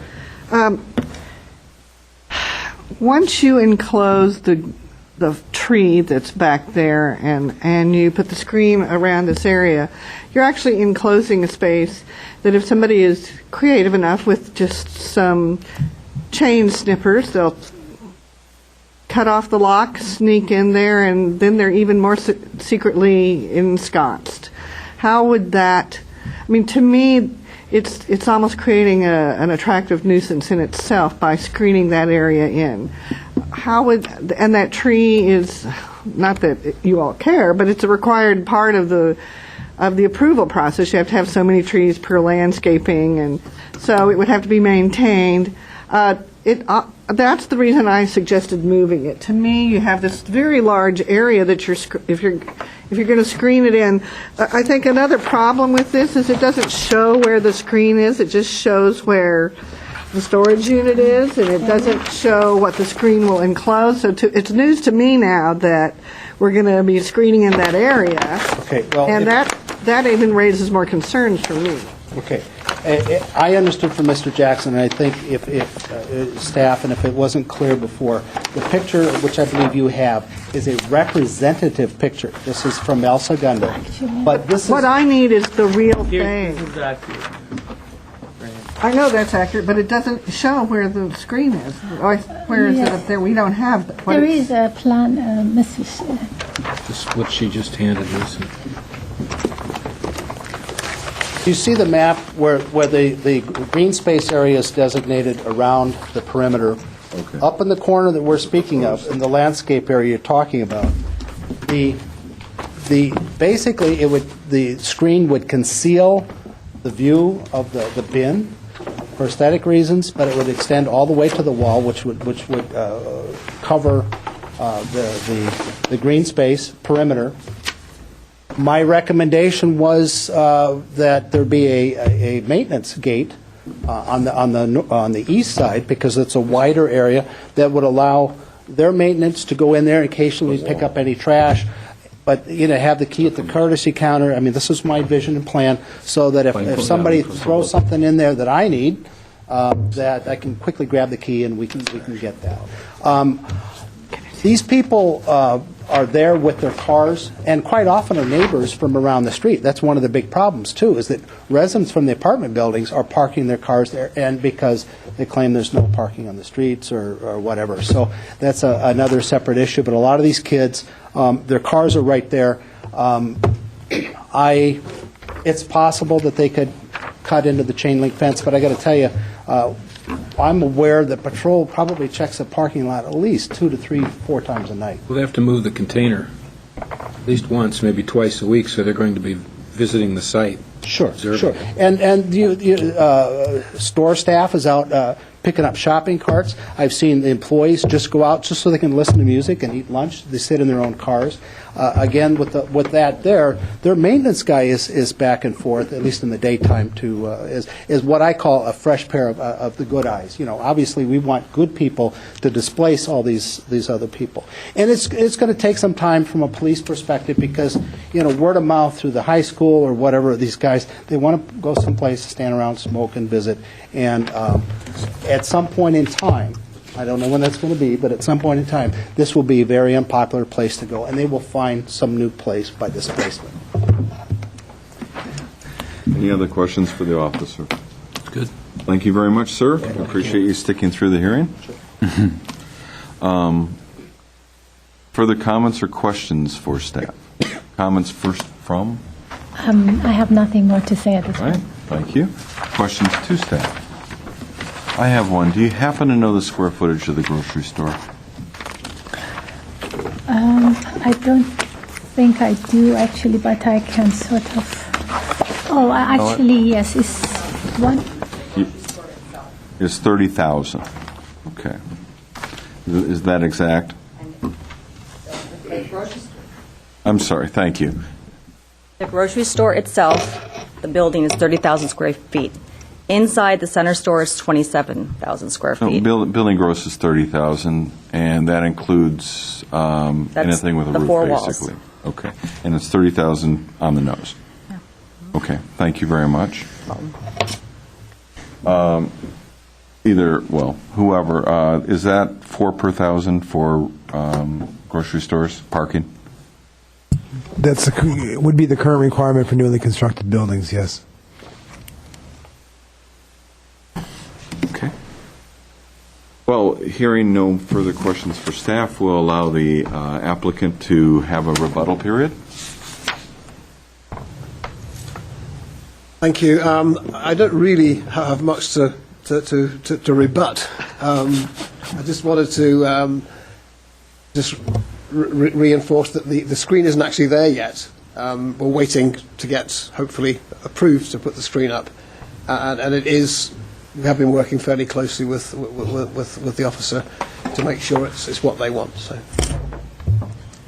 I have nothing else to add. If there's any questions, I'll answer them. Any final questions for the applicant? What needs to happen in order to be approved for the screen? We just have to put it in. Just a permit, or what? Permit. As soon as we realise we're permitted, because it will cost some bit of money. Would they have to go to design review? That's a question. No? No.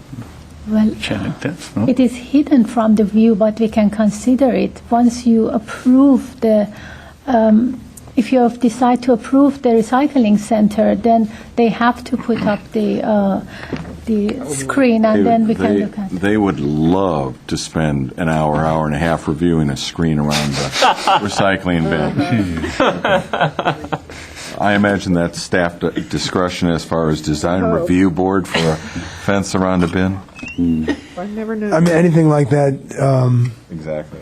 would be, design review can be done on a staff level or kicked up to the design review board. I'm sure both boards thank you for that. All right. I believe that's it. Thank you very much, sir. I'm going to close the public hearing. We'll enter deliberations. Who'd like to leap to the front? You want me to go again? Oh, did you go first last time? Yes, I did. It was so long ago, I can't recall. I'm going to look to the right. All right. Unless Eric wants to jump in, I'm ready. Okay, I'll go. All right. Stephanie, as your first meeting, we don't make you go first. Oh, thank you so much. I'm really appreciating it. All bets are off on the second meeting. Yes, exactly. Oh, I'm sorry. Please go ahead. Well, do look at it as it's a variance for use that does not exist now, but we have the recycling center there. If we did not allow to have it there, does it create a hardship for where does the hardship exist? I think there will be some burden for the business, but a lot of the hardship seems like the community really uses this, and they expect it to be there. And they use it often based on the stuff I heard. So I would like to see it fenced. I would like to see the recycling center be there. I think other similar type of uses or supermarkets have a similar type of recycling center there. I think the community benefits from it. And I would like for the fence to be there, though, and to be able to prevent any of this nuisance that occurs during the night. And as far as the actual recycling center being bothersome to the community, I never heard the complaints were exactly because of the machines. Maybe they were, but it seems like the community definitely benefits way more by having that there than the sound it might make during the day. So I would approve it for those reasons. Thank you. Mr. Sheets. Okay, I also, I feel that with a couple little tweaks, that this could be approved. I also believe that the loitering and the noise issues are really not a result of the cycling operation. I think they're, other than, I mean, in observing the site, it is well used. There are a lot of people coming and going, and the machines make a little bit of noise, but it's kind of buffered by the traffic sounds. And if the hours of use are maintained and the machines can be locked down after 4, I think that'll make a difference. It's such the location is such that there's going to be loitering anyway. It's an oasis in the middle of all of these multi-unit structures, so people are going to hang out there. When I was in high school, we hung out in that parking lot. But I didn't do any of the bad stuff, though. We didn't play music quite as loud. Officer, you didn't have a subwoofer. but it supports that type of activity because you have a food site in the market. You have an ice cream store across the way, so people are going to hang out there, which is a whole different issue. That's the noise that people would complain about, but I don't think that has anything to do with the recycling site. I have some concerns about a variance leading to a variance leading to a variance, which is a bad thing about variances, because once you start down that road, you can get in trouble. But this is it seems to me even the initial variance was a collaborative effort. I feel that what's going on now with the police input, which has been very important and very well done, it's a collaborative effort. People are working together to resolve the issues. What I did notice when I was there, I stayed for a while to watch the operation, and there was only one trash bin, and they fill up with their bags and boxes that they carry things in, and they spill a little bit of stuff around there. It didn't seem to me that it was overly excessive, but maybe some more storage or a place that's permanent that they could put their trash in might help. That's just a thought. But I just think because of all those reasons, I think the findings are valid, and that based on those thoughts and the input that I've received, I would be leaning to approve this variance. Thank you. Mr. Lee? Okay. I guess, two concerns, I guess, that came up in the, findings were, I guess, the noise factors and the, I guess, loitering. And, you have this wall and the alleyway, even though it's in the residential zone, the buffering. So I really didn't think, and I did not hear from the officer, the noise was the problem here. So it's really the loitering part that the store manager had to report, for police to come out and so on. So now Ms. Landagan pointed out to the fact that some people go to the length to maybe cut the chain link fence. Yeah, I guess people can do that. But I think if you put up the fence, these kids are, they'll take the easy, the least path of resistance, and then they'll just, walk away from those areas if you do that. So I think that will probably be a good solution, to the problem. But I think this recycling center is a facility that I think our community needs, and also contributes to the what State of California is mandating here. So I don't have any problem with approving this variance. Thank you, Mr. Lee. Ms. Landrigan? Well, I think the intent of having the recycling center and what is being done at Rouse is certainly an intent that the state and the city buy into. I don't know if this variance is the right solution to it. To me, it's very, very thinly stretched to see if these findings are met. They are not stated in a manner that I think is compelling or realistic. I have another question just on the fact that within the staff report it says the hours of operation are 10 to 4 from Monday through Thursday, and I thought you said it's from Tuesday till Saturday. So that... In the operational manual that I've received previously, that's the hours, those were the hours mentioned. But then today, Mr. Jackson mentioned that is not; those are not hours; those are different. Okay. My question actually to staff is that wouldn't this really be more appropriate as a code cleanup to include reverse vending machines within these zones as opposed to coming up with a use variance that then becomes precedent setting? To me, that seems a more appropriate way and a more appropriate use of the zoning code. Yeah, I mean, I think to the degree You that actually, we've closed the public hearing. Sorry, Mr. Foy. So to me, that just seems a more appropriate way to deal with this issue. Also, once we set up a precedent for enclosing things within a screened fence that takes away parking and other issues that were part of the variance as a permanent variance, that seems to me a bad precedent to set. If it were a temporary use permit that was a continuation of this, I think the use is valid. I think it should be permitted by code, but it isn't. And permitting it by code this way doesn't seem to me the clean and the right way to do it.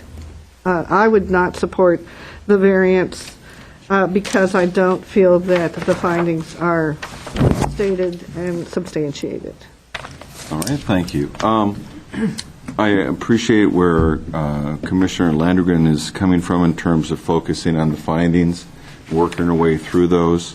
I think from one perspective, I think we can recognize that there's a need in the community for it, that it hasn't, there have been complaints, but I think the background of the complaints, we understand what they are, where they're coming from, and that they can be mitigated in terms of the enclosure and so on. So I'm comfortable that the public complaints are more a function of, basically just creating nooks and crannies that aren't necessarily related to the recycling center, but just the fact that there's, a cubbyhole basically created on the site. My difficulty in making the findings still revolves around the exceptional circumstances or conditions on the property. I mean, that's what we really have to do is look at these findings and go through it. And the findings that staff made for exceptional circumstances, I just reject out of hand. With all respect, I can't believe that that's what we're supposed to follow. So I'm thinking, okay, in general, I think this is a good idea. It hasn't been hurting the community. I understand that, AB 2020 creates complications for grocery stores. Other states have similar issues, and unfortunately, they find ways to put those recycling areas in the grocery stores. I understand you have an existing facility, limited square footage. I would suggest that Ralph's needs to look at their master designs and for future grocery stores figure out how to work that square footage, but that's not the project in front of us right now. I thought, they've got 126 parking spaces on site. If their building is such that they can't, let's say, expand the size of the building, or they would be below code parking, I thought, maybe that's a rationale for me to be able to figure out exceptional circumstances. But at 30,000 square feet, you only need 120 spots. So, I was looking for a mechanism to persuade myself in the exceptional circumstances. I just can't get there. Now, fellow commissioners can discuss that, can attempt to find a rationale for me to follow, or they can find aspects to discuss further with Ms. Landrigan's position. Hearing the sentiment, I know we have 3 votes. It doesn't necessarily prove necessary that you persuade either one of us. If you want to, great. If not, whoever would like to make a motion can, and it sounds like it'll carry 3-2.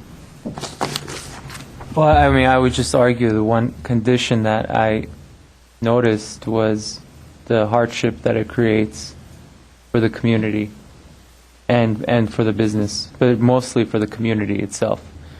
And I was arguing it through that perspective. I know the other findings are slim. I think this is something that the community expects to have, and I think that's a big thing for me. And it's something, you know, these elders or other people, they expect to go there for this recycling. I don't think they will be very happy to go all the way San Fernando or somewhere else. Maybe unsafe. They would feel unsafe or whatever, you know. So for that reason, I find it exceptional. Mr. Sheets? I just make one add. I too felt that the findings were, for lack of a better term, somewhat weak. They weren't as detailed as maybe I would have liked. But if I would take a shot at item B for you, Mr. Kane, well, the way I worked through that,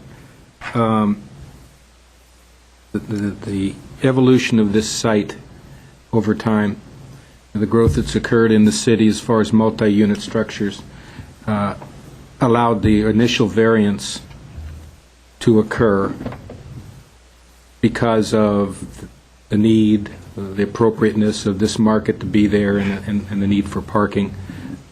I don't know if that's valid or not, but that's my perception. That's what I feel. I had difficulty myself with taking a variance, and now I'm adding variances to variances, which is not a good place to go.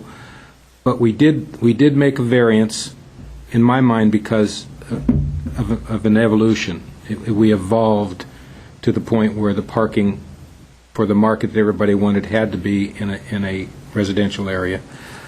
And if I stretch that, I can see the fact that what happens in our city and what happens in our community and what happens in our state and directives that are put forward, in some case unmandated directions, when the variance was given, nobody could see the fact that they would have to do the recycling issue.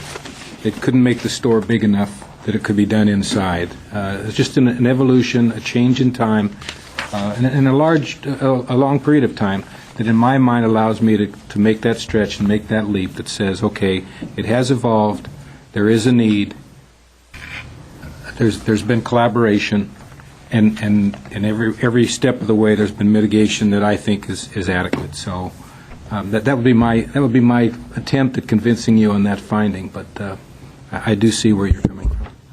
Thank you, Mr. Sheets. Can I? No. Let me ask this. Does anyone on the commission want me to reopen the public hearings so that staff can add something to our process, or are we content to head to motion?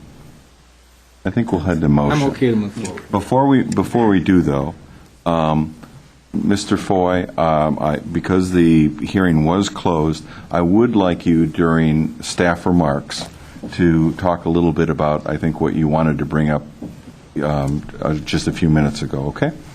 Could we have a motion, please?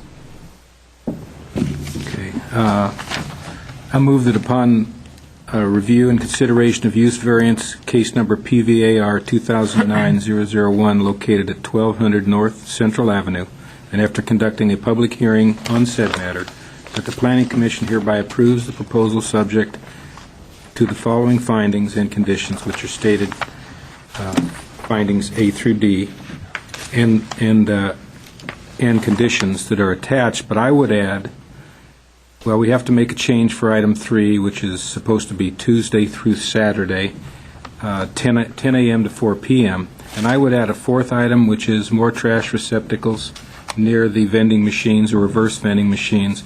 And I would add in item 5 that the police screened area must be observed and monitored on a regular basis. I think just based on the usage that would happen, but I think it should be stated in the conditions, and that would be my motion. A motion seeking support. Second. Motion support. Call roll, please. Commissioner Landrigan, No. Commissioner Lee, Aye.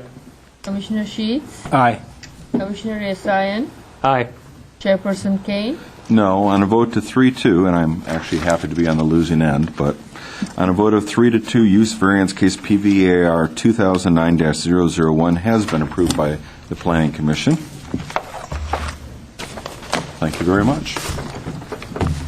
We'll move on to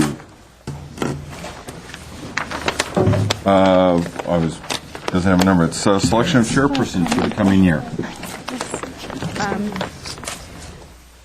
Every January, we trade, have an opportunity for a new chairperson. You need this. So right now, we'll be seeking nominations from the commission. I nominate current chair, Mr. Kane, to continue to lead us for the year to come. Second that motion. All right. Can I have a campaign moment? No. Thank you very much. I appreciate your support. I enjoy the process. I recognize, I think it's important for chairmanships to turn over, but I also recognize that frankly, my fellow commissioners haven't been on the board that long, and they're comfortable getting their sea legs under them. And all I can say is I would be happy to serve another term, but I would urge, especially Mr. Lee or Mr. Sheets, to speak up the next time and perhaps take the reins. That said, are there any other nominations? I just make a comment that I appreciate your doing it, and I think it needs to be stated that the reason I want to do it is not so much to get out of the leadership role, which I would relish, and I look forward to doing that, but it's become obvious to me in the short period that I've been here that Chairman Kane understands the process very well. He maintains order. He allows the process to flow freely, and he understands the nuances as far as what to do, what legal references to make, and so on. So I'm comfortable with that. I appreciate what he does, and he does bring additional value to the process that we provide here on the Planning Commission by being in the leadership role. Shucks. Shucks. Unless there's other nominations, could we have a vote, please? Commissioner Landrigan, Yes. Commissioner Lee, Yes. Commissioner Sheets, Yes. Commissioner Esayan, Yes. Chairperson Kane. Abstain. You can't blame me now. You can vote All for right. yourself, right? I'm sorry? You can vote for yourself. I could, but I'm not going to make that mistake. All right. Thank you very much, everyone. Your Honor.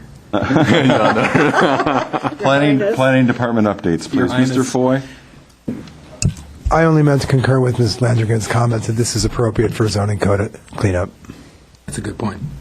Very good point. And then also, last night, council took action to modify our code to basically eliminate the zoning administrator position and replace the zoning administrator function with a series of hearing officers from the planning department. That's effective now. 30 days. 30 days. Right.